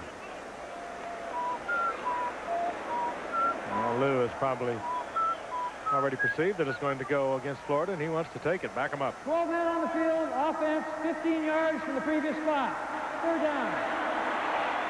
15 from the previous spot. 15-yard penalty for having 12 guys on the field. Well, and he accepts the penalty. Instead of it being 4th and inches, he would prefer it to be 3rd down and 16. Just last Saturday, we would have not have had that sort of an assessment. That's a 5-yard penalty in the NFL. It's an interesting call here for Holtz, too, because, 4th and inches, you would figure Florida would punt, but he elects to have them go at it again on 3rd down. Well, I don't know. Maybe they had the distance for a first down. I don't think so. On 3rd down, the catch is made by Jackson, and Jackson does have the first down. They do now. He gets to the 39-yard line. Rod Smith makes the hit. Oh, what a night Willie Jackson is having. He came into tonight with 10 touchdowns on 51 receptions, and he is enhancing his reputation rapidly tonight. I bet you're right about now. Lou Holtz wishes they would have brought out the chain so he could have known for sure as to whether or not Florida had the first down. And that's just a replay that we've been seeing all night tonight. Willie Jackson loose and making a catch. You see him stab it backhanded? Good receivers do that. Oh, this guy again, just like we said about Derek Brown, the Notre Dame tight end. Here's a guy that has NFL written across his chest as well. First down from the 39-yard line, and this is Eric Rett. Gain of 3, and let's go down to Tim again. All right, Alan, with John Palermo, who was the defensive line coach at Notre Dame in 1988 when they won the national championship. You're back again. You've been a head coach since. Number one, how can they get more pressure on Shane Matthews? Well, yeah, I think right now what they probably need to do is a little bit more twist and a little more stunting back inside. Defensive coordinator's job is open. Can we expect you to be there? No, I don't think you can expect anything at this point right now. I just came down as a spectator to watch football games. Would you be interested? Well, sure, I'd be interested. All right, Al. I want that. Tim, he'd be interested in your job, too. 2nd and 7. Wide open. Matthews underthrows it, and Everett became a defensive back to break up what would have been a Rod Smith interception. Well, again, it was Shane Matthews finding the wide open receiver very late. Look at the top of your screen now. Again, it's Willie Clark. And this is Everett wide open there for a moment. Right here, he's open. Shane is still struggling around. Then he underthrows the ball, and it's almost picked off. Rod Smith going up, and as you said, Everett had to come back and make certain that it wasn't. A twist, by the way, is the outside man dealing with the inside man on the defensive line. 3rd and 8, just outside the 41-yard line. Matthews forced to throw after he backpedals, and it is nearly picked off by Dubose, but he couldn't hang on. Boy, that was some effort by Demetrius Dubose. We saw him have to leave the game in the first half after a collision with Eric Rett, but now he's back. Lou Holtz moved him into the middle, and he's in really a trail position. And the ball gets there late. Matthews was under some pressure, and he almost came up with a big-time play for Notre Dame. Finally, a little pressure on Shane Matthews as Troy Ridgely was in the face of Matthews and forced him to throw. Shane Edge to do the punting now for Florida. They were a man light. They only had 10 guys out there, and at the last second just ran in somebody else. They got to get this off in a hurry. The play clock is down to 2. They snap it at 1. Ooh. Nearly blocked. Great kick. Irish let it bounce at the 5, and the Gators, can they get there? Oh. Well, do they or don't they? Yeah, they're going to call it. Call it a touchback. Well, that's a half a touchback call. What are they calling here? That's a beanbag call. The beanbag. It's a touchback. Yeah, it's a touchback. And actually, I got the impression by looking at it that if they didn't touch the ball at all, it wasn't going to go in. Right there is where they knocked the ball across the line. Woo. If Florida doesn't touch it a second time, they've really pinned Notre Dame back there. Masamoto is leading the pack at one point I saw. Irish have it at the 20-yard line after the touchback. 1st and 10. Rick Mirer throws to the near side, and the catch is made inbounds at the 27-yard line by Tony Smith. Good field by Tony Smith, the junior receiver, who this year had to step into the shoes of the Rocket. Little balancing act on the sidelines. Oh, that's pretty. Fine effort. Some major league flexibility there, too. 2nd down and 3 at the 27. 6:59 to go 3rd quarter. Florida ahead 16-10. Mirer, that short drop. It's Smith again, and that's a 1st down up at the 37-yard line. Every time you take a look at Rick Mirer, you look into his face, and I know the comparison's been made a lot, but he looks like a young Joe Montana. He has that physical appearance and walks like him, and of course wears the same number Joe wore at Notre Dame. And it's also, you know, he doesn't have the mobility that Montana had. You know, that's one of the things when Joe Montana first came to the NFL. He was, you know, there haven't been many better than Joe Montana scrambling. Mirer is good, but he's not quite the movement kind of guy that Montana was. Here's Brooks. Gain of 6. Apparently, Montana sent Mirer a couple of notes this year. One said, hey, you're wearing my number, take good care of it. Yeah. And Mirer is. And here they are through the years. Steve Berline, by far, the career passing yardage leader for Notre Dame and Theismann and Hanratty. And Mirer, he will not add to that total tonight. That is regular season only. Bowls don't count, but he is even with Montana. And Steve Berline resurfaced as a force for the Dallas Cowboys. 2nd down and 4. Brooks again out to the 50-yard line, and that pounding ground attack for Notre Dame reemerging in the 2nd half of this game. This is what Buchholz did not have in the 1st half, and again, we'll reiterate, he told Tim Brandt everything is fine, we're getting the coverage we want, even though they're getting the pass completions, we are not able to control the ball ourselves on the ground, and now they're moving it. Well, you wonder if some of that almost wasn't self-inflicted. You didn't see a real commitment to trying to run the ball there in the 1st half. From the 50 on 1st down, Mirer with some touch, and it is Brooks who drops it at the 31-yard line. It floated in there. White with the coverage, and Brooks simply couldn't hold on. Pretty good touch, but a pretty good way to lose a wide receiver also. Pretty good way to lose somebody because of Will White. Watch number 2 here. He'll come in from the right of your screen, and he's going to put the lick on Brooks that separates him from the football, and known as a big hitter back in the middle. But that's a good mix-up. They've been having some success on 1st down. Go ahead and try to throw one down the middle on 1st down. 2nd and 10. Raw, big hole for Big Bennett. 1st down as he pounds down to the 38-yard line. Bettis might be better served if at 250 pounds he doesn't do a whole lot of juking. It just drops that shoulder. Let's take a look at him again. Keep in mind 5'11" of 250 pounds. Huge gaping hole, and Notre Dame has come out here with a commitment here in the 2nd half. It's just sometimes hard to change that mass when you have that kind of velocity going for you. Almost faked himself right into the turf. Mahalko is now in the game at fullback. Fake to him, the toss to Culver. Culver swings to the outside, has the 1st down before he is run out of bounds at about the 17-yard line. Oh, and great blocking out front by his 2 receivers, Dawson and Smith. Both of them tied up their people and made that play happen. Just a simple option down the line by Mirer, and he executed it beautifully. He'll see the man in his face, There he is right there. He flips it out. And here goes Culver. Gets a good block, as Dan mentioned. Kicks it into gear and gets inside the 20. First and 10 at the 17. Irish trailing by 6. That much time left in the third.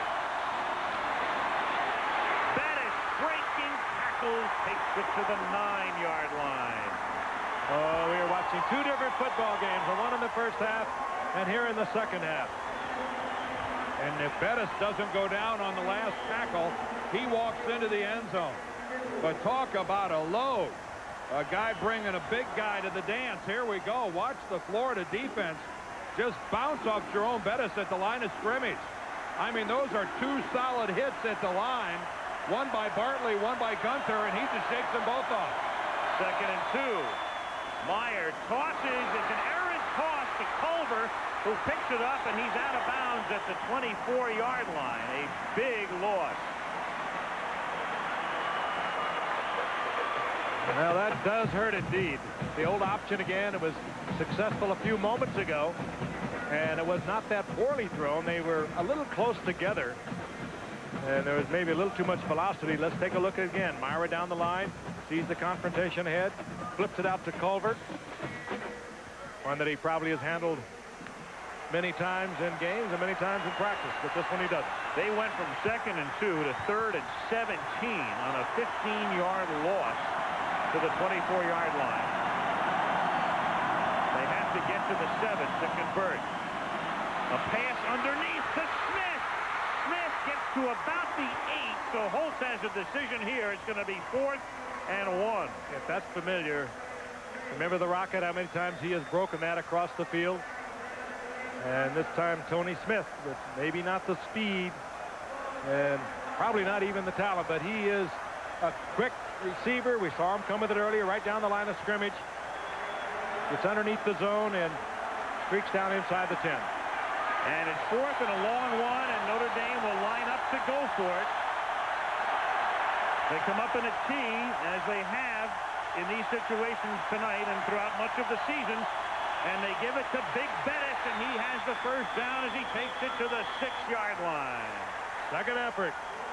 He was hit short of the first down, and the big man gets it done. Boy, he's reminiscent size-wise of a guy like Craig Hayward, the fullback from Pitt who plays here in New Orleans for the Saints. But a big man who has the ability to turn, a guy who has the ability to change holes, but yet nothing but size and power is able to overcome being hit like that at the line of scrimmage and end up 2 yards farther down the line. And a complete reversal here. Notre Dame dominating Florida here in the second half. First and goal, they give it to Brooks behind Bettis and Culver, and he takes it to the 4. And now you're getting into that territory where Bettis can just smell the end zone. Bettis scored 16 touchdowns on the ground this year and 4 more through the air. 120 points for Bettis. Again, we talked about the frequency with which Notre Dame has been able to get into the end zone when they get in that red zone. Yeah, we showed it to you before. What was it? 45 times they scored touchdowns when they were inside the 20. Out of 57. Wow, that's remarkable.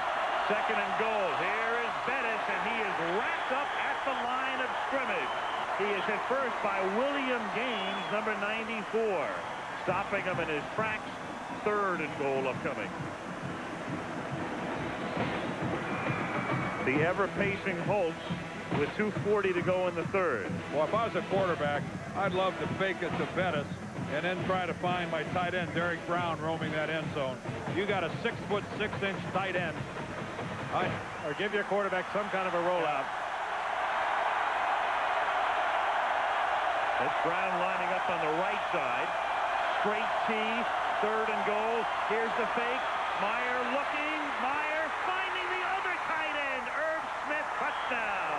He just had the wrong tight end, Dan. Good call. Little play action, a little roll. And new ball game. And we could have a new leader.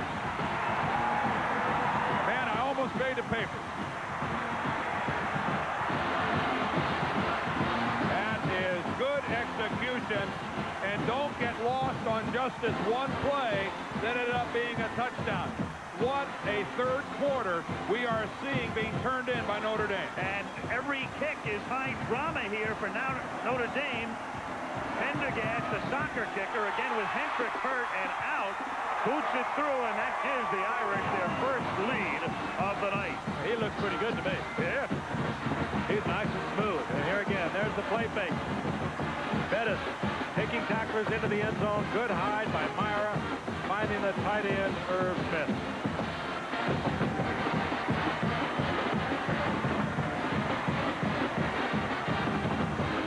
Lou needs a wireless. It's real simple. You know, I mean, he never looks up. It's like the game is not being played. He's got to be, you know, like some kind of a biology major or something. No, Couldn't care less. He's probably an electrical engineering student. Probably thinking about his frog back at the lab, you know. Rick Meyer getting a little cool air blown on him. I wouldn't cool him off at all. Kickoff is out of bounds off the foot of Pendergast. That was a handsome kick. Pendergast feeling his oats a little bit. He thought, well, I'm a hero now. I'll ram one into the end zone. That's a field goal, and his extra point is the difference in the game at the moment. Duck hooks it right over the left. That's how you get to be 3 on the tee. Exactly. Notre Turn Dame, that right hand over a little more.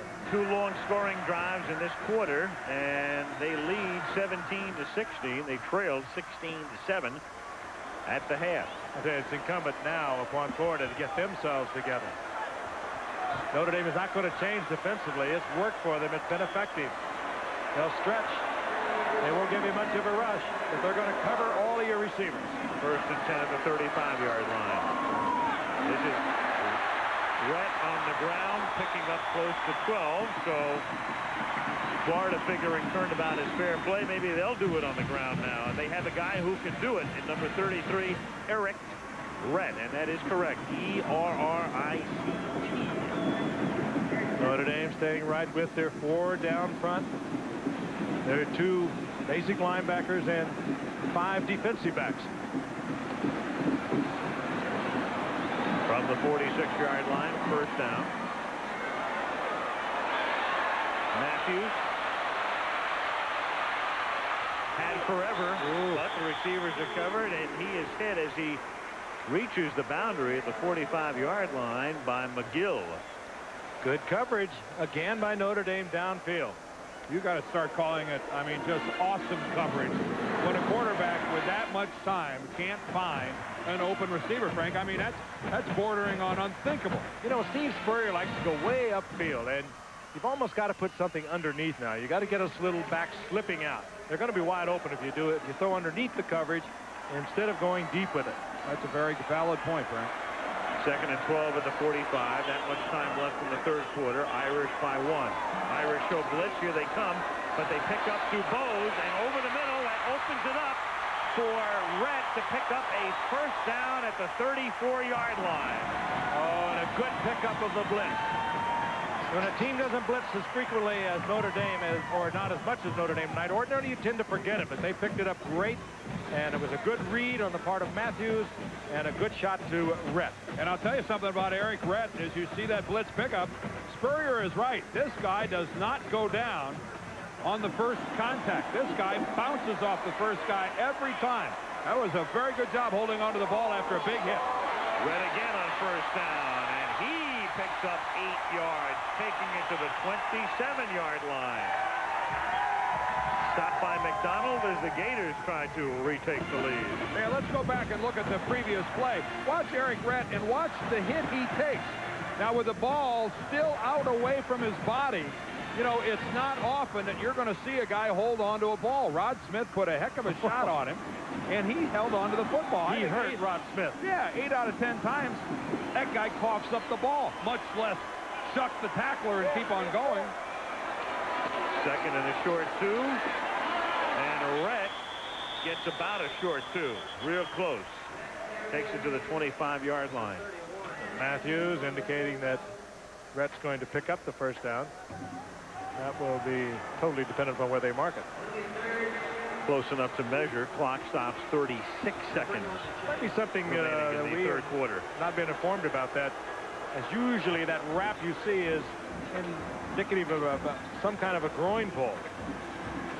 That type of wrapping, and we've heard nothing about that, and Rhett stays in the game, but he does have that kind of a wrap on.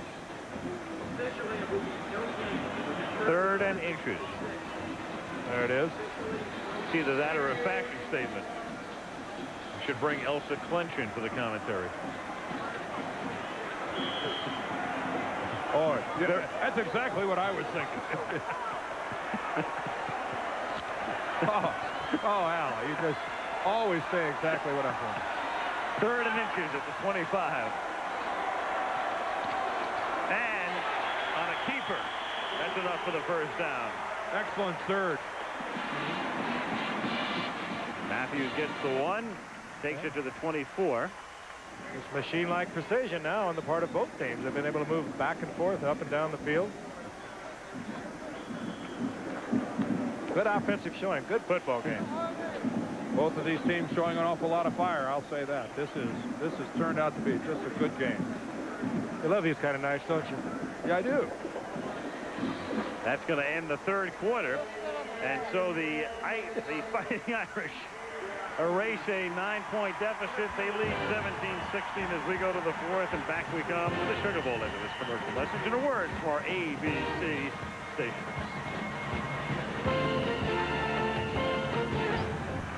Miami leading Nebraska 22-0 in the Orange Bowl there in the 4th quarter.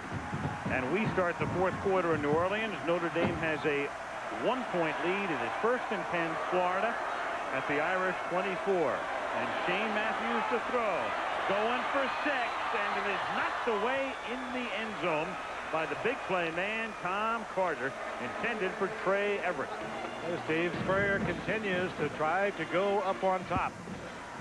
And when they'll give you so much underneath, Tom Carter, he's going to put into a full sprint now. He's right there, perfect position on Harrison. They're giving you so much underneath, and Florida continues to try to take the big thing. Tom Carter led the team in interceptions this year with 5. 2nd down and 10 from the 24-yard line. Over the middle, the catch is made at the 15-yard line, and that's Aubrey Hill, who's been pretty quiet tonight.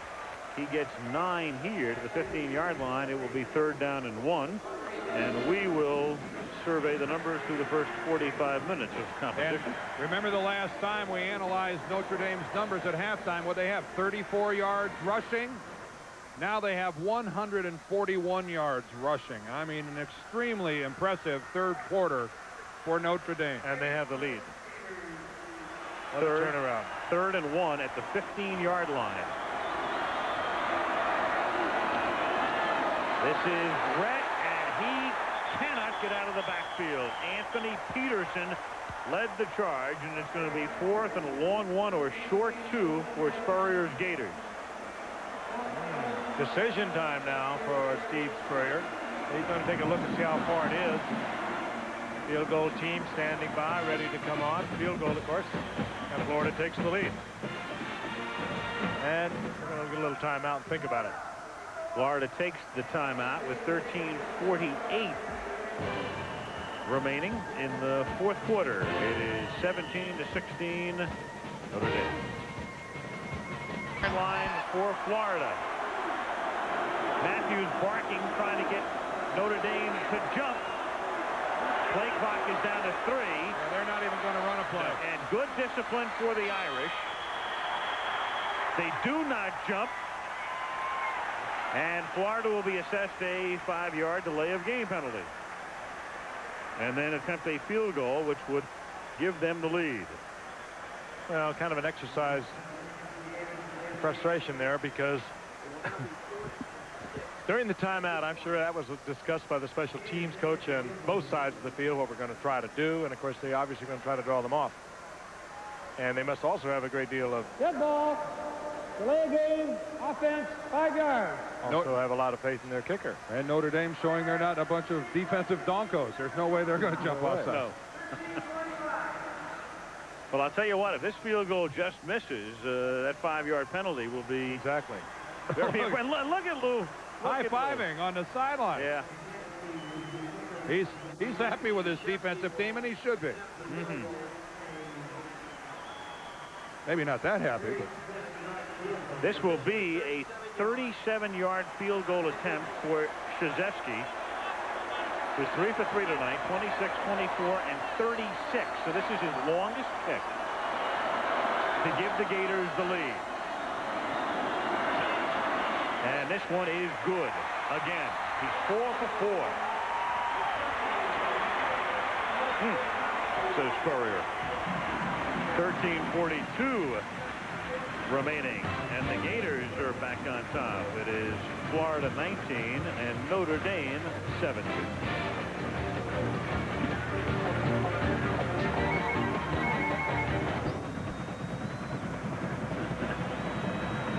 And the Gators to kick off. Krzyzewski, who's kicked 4 field goals tonight, sends it into the end zone, and Johnson, after some hesitation, comes out with it and ironically brings it back to where it would have come had he just downed it into the end zone, the 20-yard line. Lou Holtz at practice yesterday, as loose as can be. I mean, he's almost like a cartoon character in a way. You want to pair him with Kunsis and put on a new show. I mean, this is incredible. There he was, the diminutive little philosopher, and he has certainly returned the glory to Notre Dame over the past few years. No question about that. He tried his little cha-ching there, but missed. First down, Irish at the 20-yard line as Brooks brings it out to the 24-yard line. It'll be 2nd and 6. And of course, he was very happy that his defensive unit showed that discipline, didn't jump offside. I looked at Dan, and Dan looked at me, and that's what they're not supposed to do. And it was like a major victory there when they did. But I mean, you've got to, hey, Lou Holtz, you know, deserves to be excited. His Notre Dame team is hanging right in there. Brooks again nearly slips and gets it just across the 25-yard line. It's going to be 3rd down and almost 5. Well, that could have been a fly on the wall in there at halftime to hear his words of wisdom. You know why some of these guys are slipping? Where they took off the pro hash marks for the Saints Falcons game the other day. Apparently there's some oil or some residue there, and we've seen a lot of slippage tonight in that particular area. You can see where the pro hash marks are, which are inside the college hash mark. 3rd down and 4 at the 26-yard line. And Meyer almost slips again, has it knocked away. It's recovered at the 12-yard line by the Gators. Well, you're right, Al. He slipped right on that. But then Darren Mickle, number 92, the big play defensive lineman for the Gators, intentionally stripped Rick Meyer of the football. I mean, he did a great job. That was, as we see Lawrence Taylor do so often in the NFL, comes in, hammers down the right arm, and broke loose the football. Meyer not even aware that he's there, and here comes Meyer. Good coverage now downfield because he wants to release it right there. And you can see top of your screen, good coverage now. Here comes Mickle. Whack.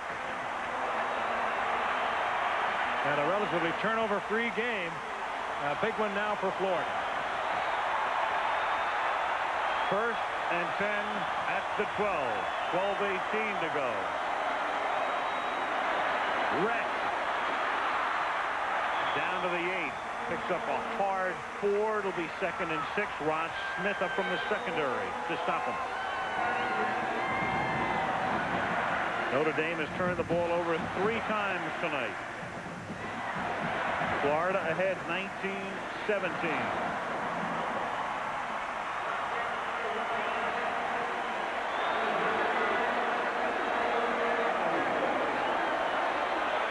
Second down, 6 at the 8.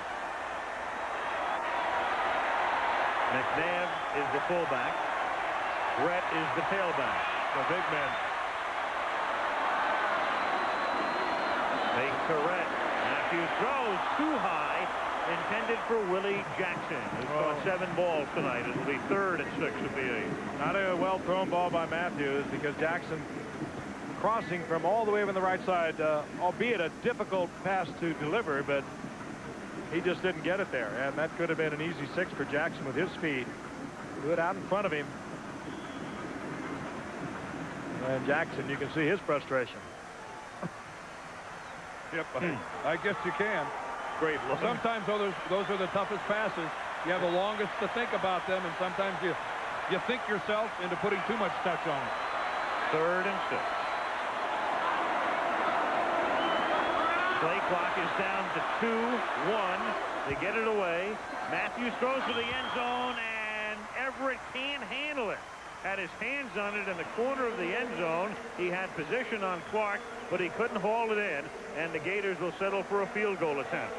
Pretty good coverage by Willie Clark, the speedster. Pretty good coverage is right, Frank, but what a job of sucking it up and stiffening when they had to by Notre Dame's defense. A touchdown here would have been catastrophic, and to force Florida into a field goal attempt is a major victory for Notre Dame's defense. I'll tell you, the replay, that ball should have been caught for 6. You're right. Everett just didn't handle it. He was not a pretty pass, but one he should have caught. 24-yard attempt for Krzyzewski, and he has just established a new Sugar Bowl record. 5 field goals tonight for the senior from Tampa, and the Gators are up 22-17 with 11:21 to play. One has gone in the second half. Rick Meyer took his Irish out in front 17-16, but 2 subsequent Florida field goals. The Gators lead by 5.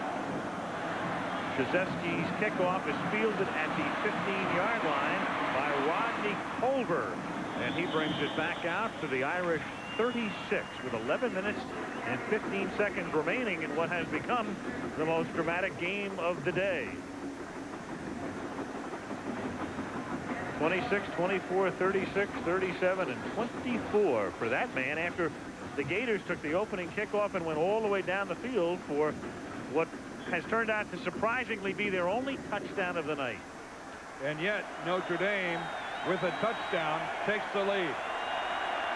Florida offensive team was huddled together with Lou Holtz during the we were away, and I'm sure he was saying, let's keep it going, men. From the 36, it is a little high, but still catchable for Tony Smith, who can't haul it in at the 50. And then he exchanges greetings with Lawrence Hatch. I think what's important for Notre Dame here, though, is to not forget that the way they got back in this football game was a power running attack. With Bettis, Culver, and Brooks hammering it up between the lines. And even though that was a good throw and a ball that should have been caught by Smith, Frank, I don't think they ought to get away from how they got back in this thing, running. And I'm sure that's exactly what they're going to go back to. 2nd and 10 at the 36. Option. Flips to Culver. Culver gets a block and cuts inside it and takes it up to the 45-yard line. Appears to be just a little short of the first down as Will White makes the tackle. Oh, that's textbook running of the option play by Myra. Gets the man in his face, flips it out to Culver. Culver makes the cutback. Watch this. Couldn't be any better. There is Mickle coming upfield. He gets Myra, forces the toss. Culver waits for the blocks, breaks behind the outside block, and gets up within about a half a yard of a first down. 3rd and inches, 3rd and 1, just outside the 45-yard line. And scrambling for the first down is Jerome Bettis as he takes it out to the 47-yard line. It is over in Miami, and the Miami Hurricanes cap an undefeated season as they knock off Nebraska in the Orange Bowl. The final score there was 22-0, so both Miami and Washington finish unbeaten. And the Gators trying to finish with just that one loss to Syracuse, the 3rd week of the season.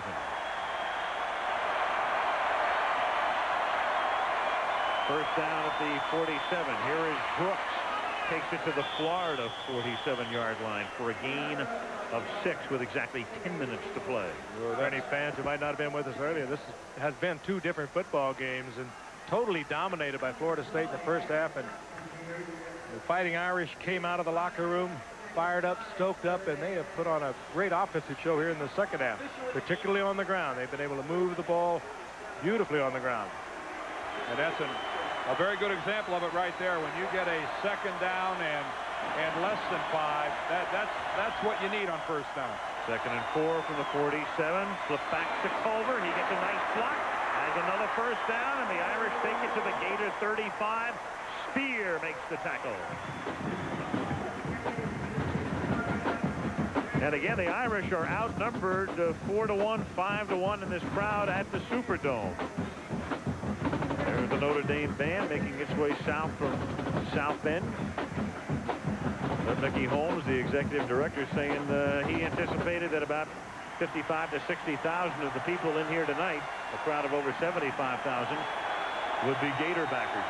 And right now they're making a lot of noise trying to make it difficult on Rick Meyer and Notre Dame's offense.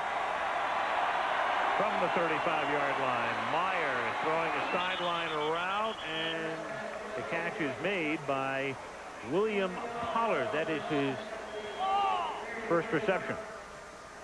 Good pre-snap read on the part of Myra, and he is, of course, allowed the option to change it when he read the blitz was coming up. He knew he had to get the single coverage on his outside man, and again, he's having a difficult time communicating. His voice is weak to begin with. It's a high voice, and here in the Dome, and that's tough, but he's also had a little problem with a sore throat.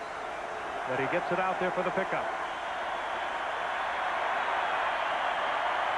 2nd and 5. Brooks pounds his way to the 26-yard line. That's very close to a first down. 8:16 remaining. And if there is a story here of this football game, it is not that the echoes have been awakened in Notre Dame. It's the running game. Notre Dame here in the second half has dominated the line of scrimmage with their offensive line, and they are taking the football to the Florida Gators like they haven't seen in a long time, and they are now playing defense back on their heels.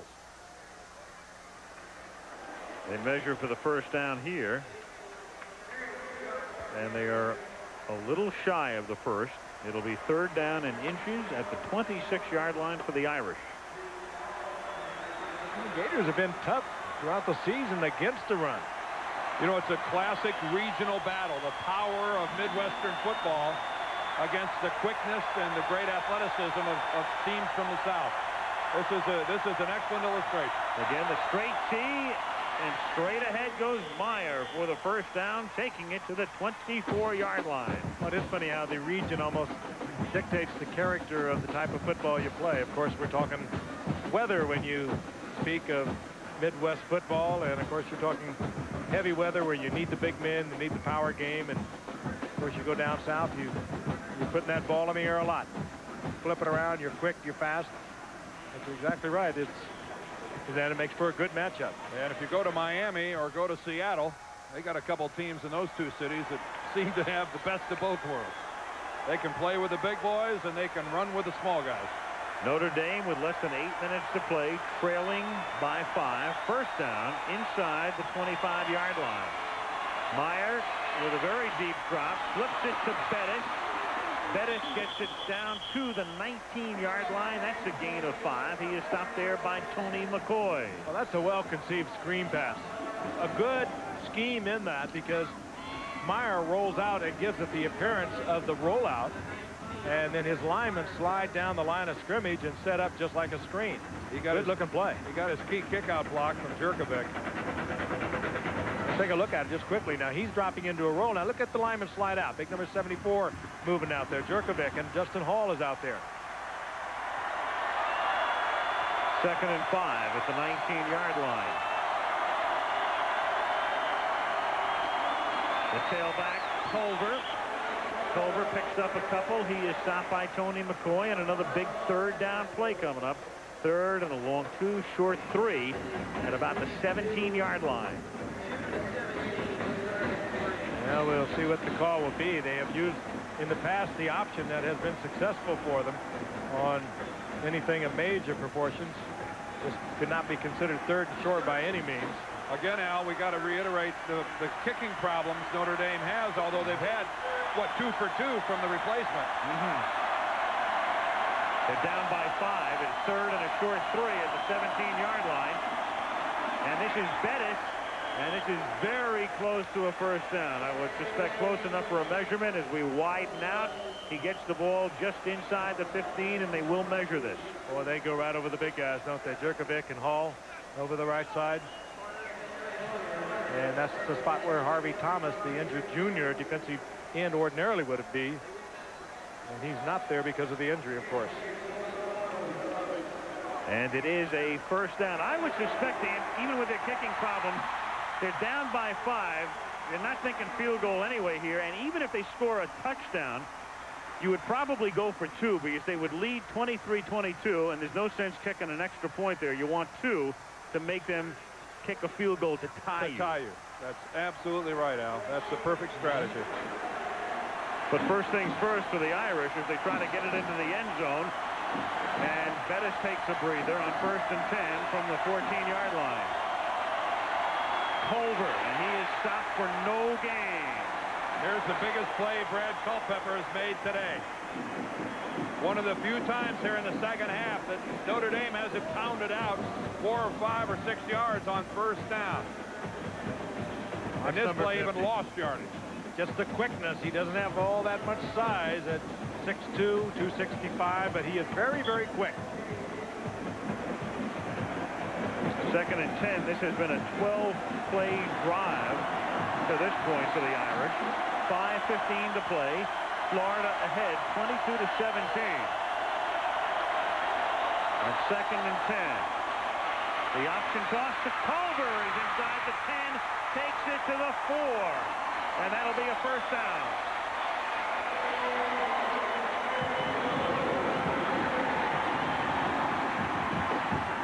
Culpepper makes the stop. And Brad Culpepper wants to get a breather. They've been very successful with the option, with the one exception of the fumble tonight. There's a little fake to Bettis. Myra gets a man in his face, and he flips it out to Rodney Culver, and Culver with good running down inside the 5. Bill Gunter had to come off the field, number 93. That's the man Frank talked about who replaced Harvey Thomas. So they are really inexperienced now to Notre Dame's offensive right. That's where they go. 1st and goal, and Bettis scores the touchdown. There's no mercy in this game either, Dan. No, there's not. Kevin Carter, a freshman defensive end, had to come into the ball game, and Notre Dame goes right at him. 23-22, and Holtz runs out onto the field. Holtz.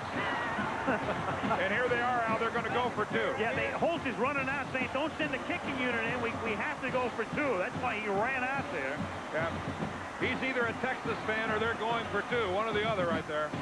4:48. Meanwhile, the play clock is winding. It's all the way down to 11 seconds right now. Notre Dame may have to take a timeout here. It's down to 6 seconds. There's the play clock, and they do have to take the timeout. Yeah. Holtz didn't get it communicated on the sidelines fast enough. They had all the time in the world to think about it. We were discussing it, a couple of minutes ago, and of course, in the heat of the battle, sometimes things do slip by. Here is that touchdown again. Going to the right side. Whoa. Behind Jurkovic and Hall, and at the freshman. And the big man pounds it in for Notre Dame lead. Raiders now trail by a point. As you look at Culpepper, 23-22. Lou Holtz's team going for 2 here.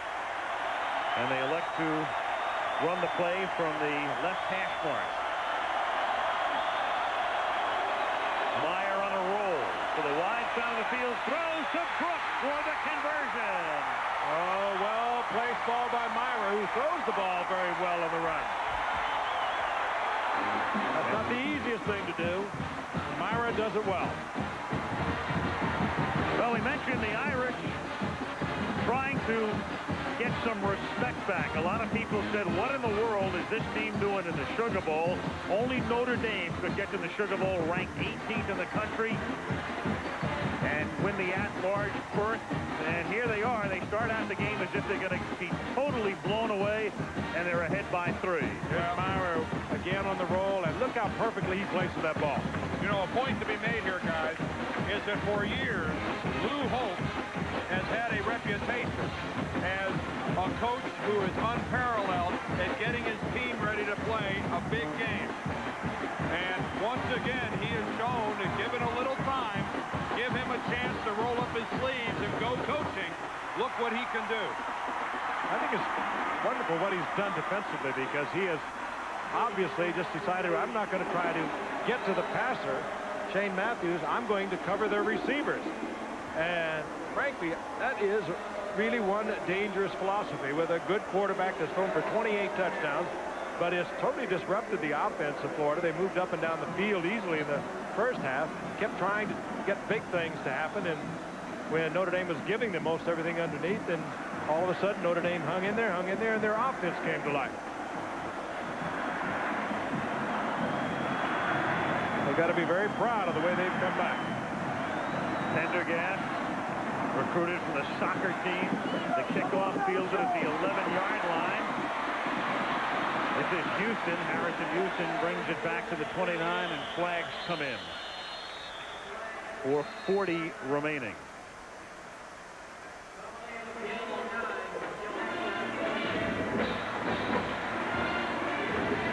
Jim Springer, the referee.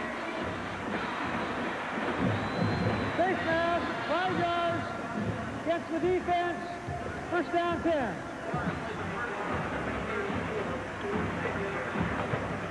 The guy on the left, the stationary target.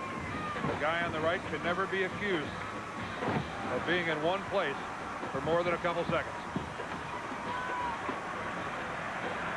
Have a look at the face mask. Really no question about that.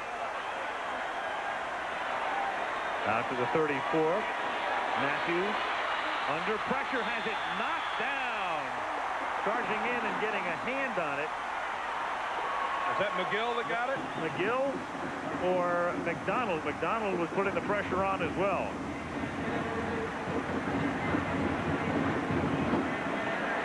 And it'll be 2nd and 10 at the 34-yard line. Hey, what the offense has done for Notre Dame is beginning to permeate through the entire team. Their defense was struggles throughout the first half. They're smoking now. On 2nd and 10, a 4-man rush, but the line does its job for the Gators. And then Houston had it and just flat dropped it. He was looking for the end zone, took his eyes off the ball, and flat dropped a perfectly thrown football. Harrison Houston, good receiver, over 30 receptions into tonight. He made a good move on the cornerback. Broke it to the outside. That ball is right there. He's the fellow who scored what turned out to be the winning touchdown against Florida State, 72-yard reception. Matthews tonight, 202 yards in the first half through the air, only 48 in the second. 3rd and 10 from the 34.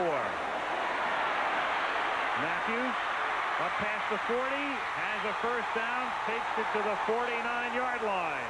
Boy, that's the man that had arthroscopic surgery December the 3rd. He wants to win a football game. He wasn't just running out of the pocket. He was running for a first down, and there are his parents looking on. We chatted with them earlier. Dad's looking on. Mom's not sure at this point. The old coach from Pascagoula is anguished, to say the least. I think Mom's looking pretty composed. Mom's getting ready for the party tonight. Yeah, something tells me she might be a little more tense than it appears. You better believe it. 4:05 from the 49-yard line on first down. Matthews flushed out, looking downfield, trying to find somebody open, and then finally tries to throw it away and nearly has it picked off by Tom Carter. Again, the coverage with just a 4-man rush. And he took a shot, Frank. Shane Matthews at the end of that play gets stamped by Carmelia McGill. Watch this. Bang. I mean, that's the hat right in the sternum. You know, if you would could be critical of the Florida State passing offense is the fact that his receivers are not coming back to him. They're not coming back and giving him anything to go to. Once they get covered downfield, when he takes out to the right, and he always goes to the right, they've got to give him an angle and a release point. Yeah, they're ambling down there. 2nd down and 10 from the 49. And he throws this one in the direction of Everett, and it's not even close. And it will be 3rd down and 10 with 3:52 left. And the Irish on top 25-22.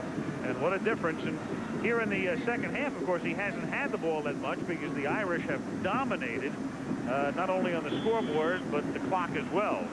Only 3 completed passes here in the second half, although certainly the one pass that he had in this drive to Harrison Houston where he was wide open and dropped it comes to mind. But things begin to tighten up now a little bit for Florida. 3rd and 10 from the 49. Over the middle, too high, and incomplete, intended for Jackson, who tried to make a spectacular one-handed catch. And it will be 4th down and 10 at the 49-yard line. Oh, that boy. would have had to have been a perfectly thrown football. And it went right into the coverage. He could have got it in there, but again, Willie Jackson almost made a spectacular effort. You know, here's a real question now as we look at Jackson's effort. I mean, do you punt the ball or do you go for it on 4th and 10? I mean, you know, you could make a strong point to try to punt it and get it back. They're going for it. At least they're going to line up as if they are. And a timeout is taken by Notre Dame. Notre Dame expected the punt, so they take a timeout with 3:47 left. And 4th and 10, when we combine 3, they're going for it on 4th and 10 at their own 49. If they turn the ball over to Notre Dame, the Gators can stop the clock twice more. 4th and 10, and Matthews throws, and Jackson can't make the catch. It is knocked down by Dubose, and Notre Dame gets it at the 49-yard line. Again, the pass was right into the coverage, and you might say, well, why does Steve Spurrier not punt away with over 3:40 remaining? Well, his defense has been hammered almost into exhaustion here in the second half by this huge line. But again, it's Matthews throwing right into the coverage. I mean, that's great coverage. You got 2 men on your receiver, Jackson. And it was a very risky thing to do. You could have punted away and hope for a defensive break. You know, They keep in decided mind that's Demetrius Dubose, the middle linebacker, who is all the way downfield, and the ball hit him on the arm. And here goes Bettis, the up back, all the way for the touchdown, Notre Dame. Well, Spurrier was right.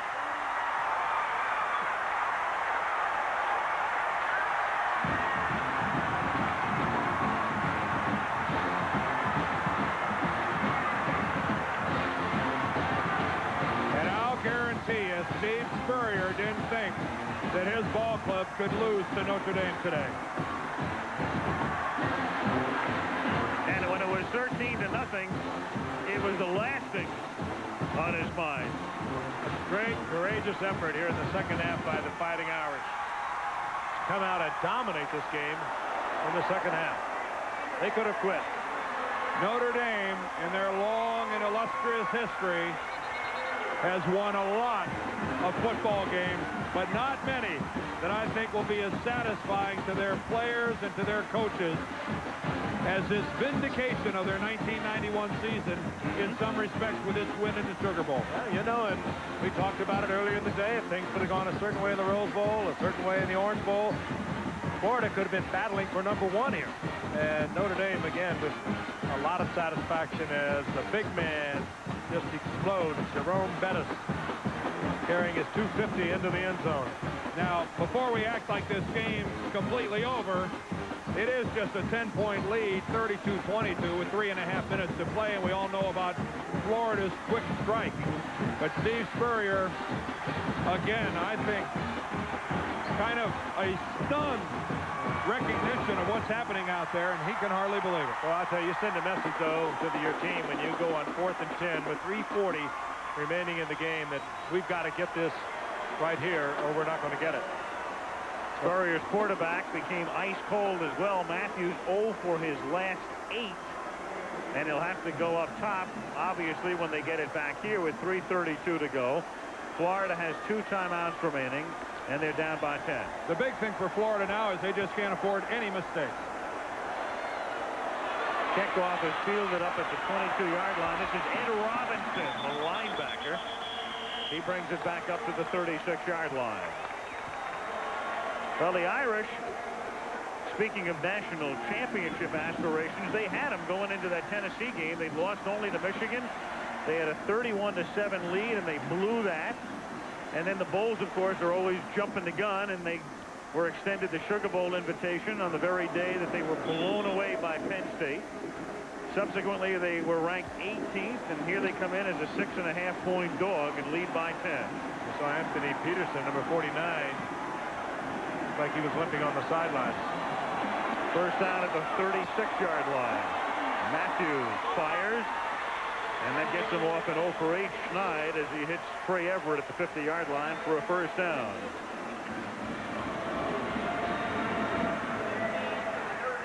And a huge break. The biggest difference, one of the big differences between college and the NFL is the way that clock stops after getting a first down. It adds so much to a drive. From the 49-yard line, that is knocked down by Willie Clark. It'll be 2nd and 10 at the 49-yard line with 3:10 remaining. Way off what we have seen Willie Clark tonight defensively. I think they might have to have second thoughts about taking him over to offense next year, where they plan on moving him. He has the great speed that they have looked for ever since they've lost the Rocket. That 4-3 speed. And they do talk about moving him to offense, where it actually started at the beginning of the year. 2nd and 10 at the 49-yard line. Matthews. That's caught by Houston. He takes it to the 41, and now they have to think about converting. It's 3rd and 2. Carter makes the stop.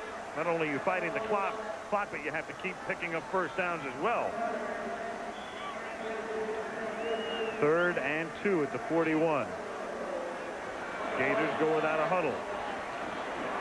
They try to pick up the first down. Rhett does it on the ground. He takes it to the 35-yard line, and the clock momentarily stops with 2:41 to play.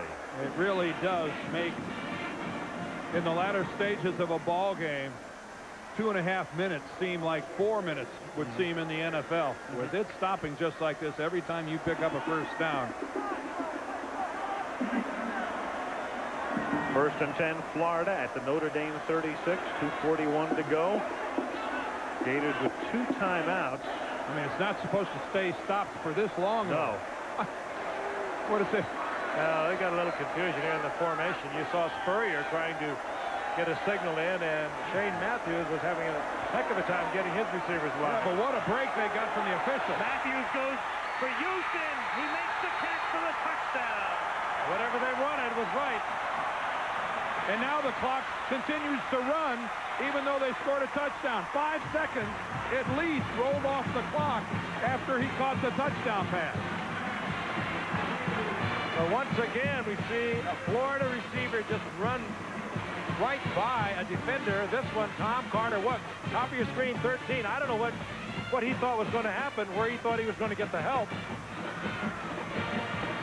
And earlier it was Willie Jackson who did the same thing for a touchdown. That makes it 32-28. Now, will the Gators go for 1 or 2, and they're going to go for 2. And by going for 2, they want to win the game with a field goal if they can. If they miss here, they'll need another touchdown. Matthews has it batted and knocked down. So it's 32-28, and that means the Gators have to go all the way in. What a biggie. Well, that's a couple of passes to get that kind of coverage. Well, right now, Spurrier has another tough decision. Given the way Notre Dame has controlled the ball offensively the last time Bettis took it all the way for a touchdown, he's got to seriously consider having to go for it with the onside kick. I think he was willing to gamble, what, 3:41 remaining in the game on 4th down and 10. He went for it. Yeah, I think he's got to go with the onside kick. Make the assumption that I can't get it back defensively. Dean Lytle knocking down the pass, 32-28. Notre Dame up by 4, 2:28 left. In what has turned out to be the most competitive day. The most competitive game on New Year's Day of all the bowl games. A video I've seen in a long time. What a beauty.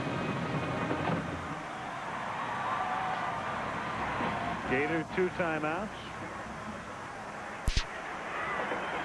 The most number of combined points.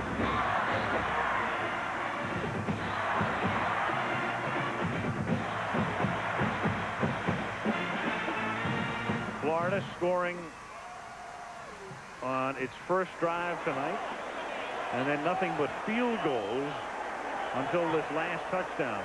5 of them. They're going to go for an onside kick. That's the alignment. Has to go 10 yards, keep in mind, before the kicking team can recover it, unless it's touched by Notre Dame prior to that. And Rodney Culver is the man who is able to fall on it at the 44-yard line, and they had Meyer out there as well. They have the sure-handed people out there that are going to be able to handle the football, not the big guys who are not used to carrying it around. Well, I figure Meyer is used to taking snaps, so he's one of the sure-handed guys. You could say that. Well, he's recovered a lot of missnaps. How's that? That's basically what the characteristic of that ball is, wobbling along the ground. The ball has to go 10 yards for the kicking team to recover it, but it doesn't have to travel that far for the receiving team. And Steve Spurrier right now has to be thinking to himself, how am I going to get this thing back? They've been carrying it to me. Notre Dame comes up in a straight T, first down. This is Brooks swinging to the outside. He stopped after a gain of 2. Will the Gators spend a timeout here is the question, and they do.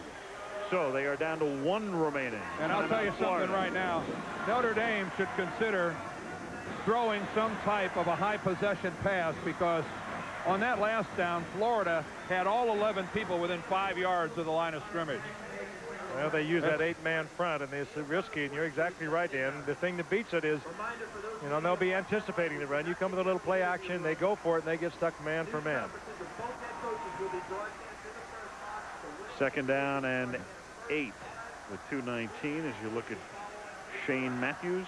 Hot start, cool in the middle, and then hot now. U.S. Figure Skating Championships coming your way. Again, a week from Saturday. It also serves as the Olympic trials. Our Olympic team will be selected at Orlando. Daytime coverage, and then the women's finals that Saturday night, a week from Saturday, here on ABC. And in black tie ringside will be Al Michaels. You in the ice, Al. Ringside. Ringside. I do ringside, you do ringside. Now he's sliding down the slopes. Vail, Colorado.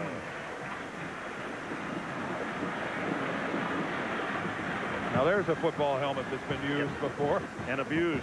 Swapped a little paint there. Yes.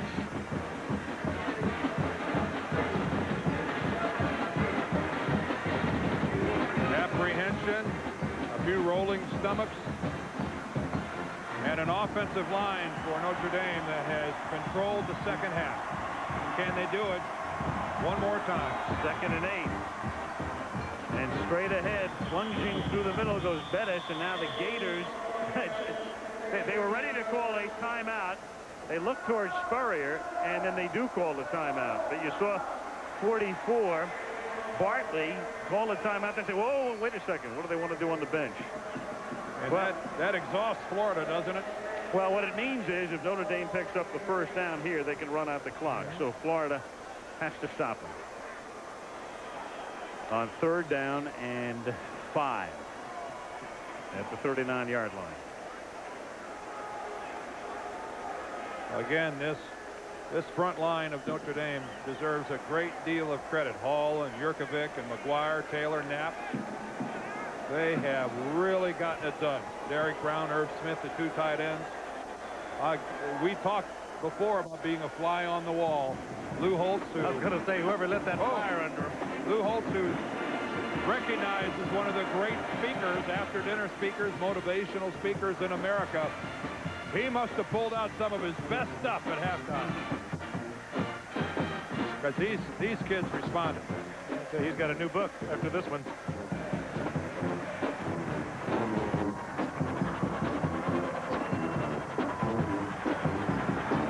Let's see how closely Florida crowds the line of scrimmage here. 3rd and 5. They've got to gamble. 39-yard line. They give it to Bettis. He picks up the first down again, and a touchdown. Unbelievable. You put them all up there, you get the seam, and you're gone. We've seen it twice in minutes. I'll tell you right now, those 5 offensive linemen, in my mind, are the MVPs of this football game for Notre Dame. Well, Bettis might get a vote. If there's any justice, he's not even getting touched. If there's any justice in this world, those 5 guys, and throw in the tight ends, are going to win something. They have certainly dominated the second half.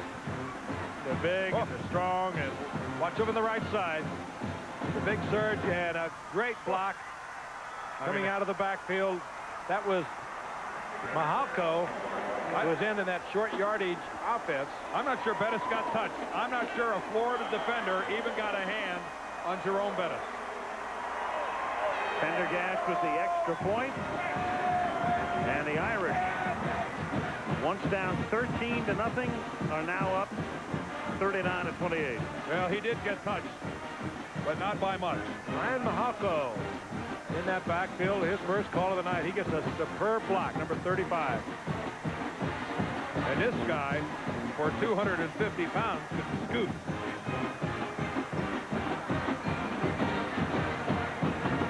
Well, this, gentlemen, I'll tell you this has been fun. This has been real fun. And a little salute to this city. We came down here to do the Atlanta-New Orleans game, and we've had a wonderful time sharing the sights. Not to mention the food. We're going back a little larger. A very hospitable city this is. I say we buy those offensive linemen a bowl of jambalaya over at Mother's. What do you think? Oh, come on.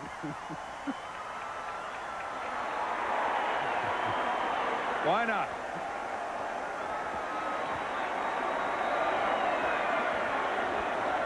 It's a great night for Notre Dame fans, and believe me, they're all over the world, as we have talked about earlier. Struggle through that 9-3.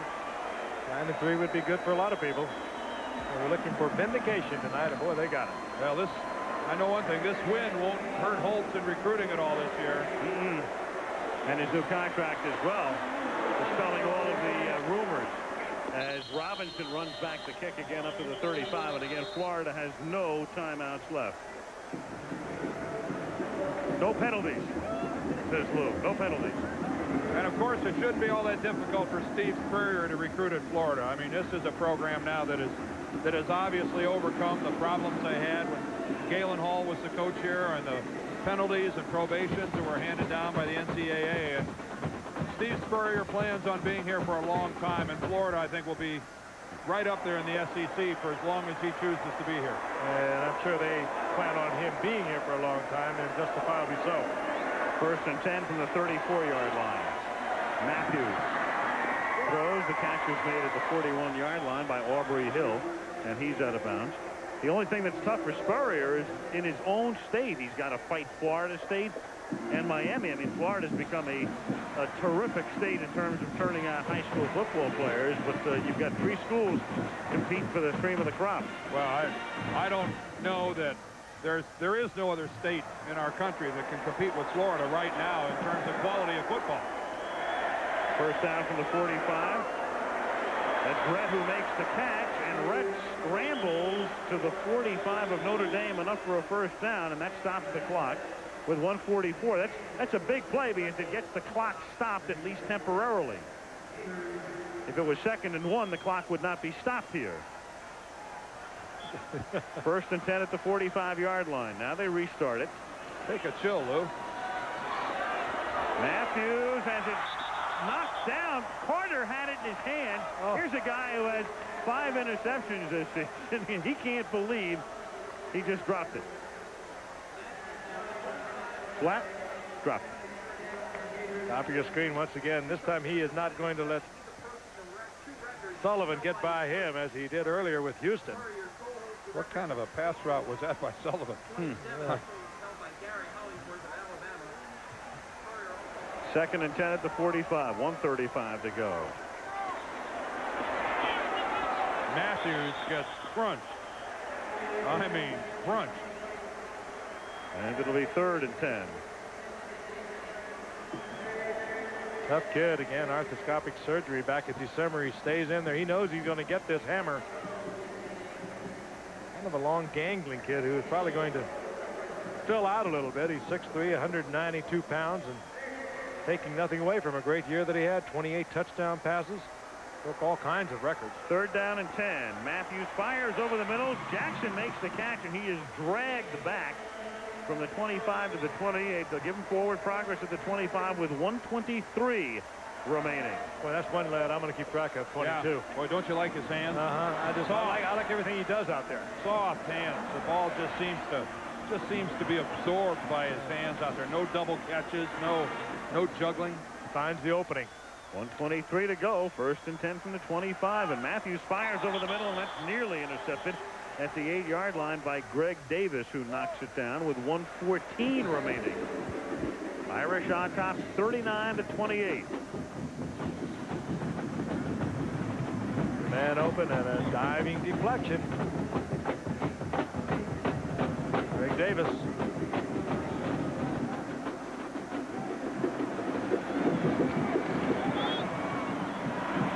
Matthews throws. The catch is made, and getting out of bounds is Sullivan at the 13-yard line. That stops the clock with 1:06 left. Go back again to what we said at the very top, and Lou Holtz took over the defense. He really put himself on the line. He could have said somebody else was going to do it. He didn't. He was right up front with it. He said, I'm going to call the defenses, knowing he was going to go against a great offensive team. He stayed with it. It was a great philosophy, and he's done a superb job. He's just eclipsed Spurrier's mark. On first down, the catch is made by Rhett, and he takes it to the 5, but now the clock keeps on ticking. You know, it's interesting. Spurrier set that mark in a losing effort to Missouri back in 1967. So both the top 2 numbers for passers have been in losing efforts. Second down and 2 at the 5-yard line. Again, the Gators without a timeout. And he throws it away, and that stops the clock with 36 seconds remaining. Ooh, and what did he do? And Matthews holding his right wrist after his 56th pass of the night. He has set a Sugar Bowl record for most passing attempts. He has tied the Sugar Bowl record for most completions and set the record for most yards gained passing.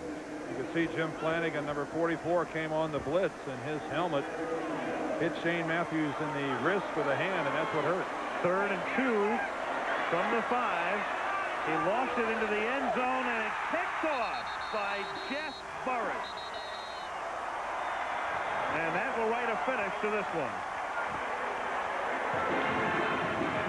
Lou Holtz saying one more play, and that's all they have to run. That'll be another day for this youngster, Shane Matthews. And there will be many more for this man. Quite a tribute being paid to Lou Holtz. Dick Rosenthal, the athletic director, and a big, big win for Notre Dame. And you rarely see Lou Holtz this emotional on the sideline after a football game. I think the smile and the unabashed emotion you're seeing right now by Lou Holtz, again, a reflection of how sweet this one is for the Irish. Meyer with a kneel down, and that's going to do it. Highest scoring Sugar Bowl game in history. Look out, Lou. Oh.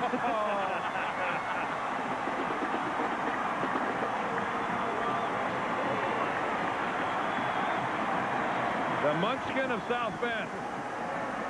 He deserves a ride. Lou Holtz, he faces that sideline with the eye of an eagle. Piercing, penetrating. Well, tonight's game, I think, is everything that's really nice about college football. 2 good programs, 2 good schools. Schools graduate their players, and they played hard tonight. This was fun to be a part of. The Irish erase a 13-point deficit, a game dominated through the first quarter and a half by Florida. The only question seemed to be by what score would Florida win, and instead at the end it's Notre Dame by 11. And let's go to Tim Brandt. Before the game, I called you the master of motivation. I've got to know, what did you tell them at halftime to come out like that? We just went back to Notre Dame football. We got a little bit more power on offense, and on defense we changed a few things, went to a nickel. But we just felt we had to play 60 minutes. They're an outstanding team.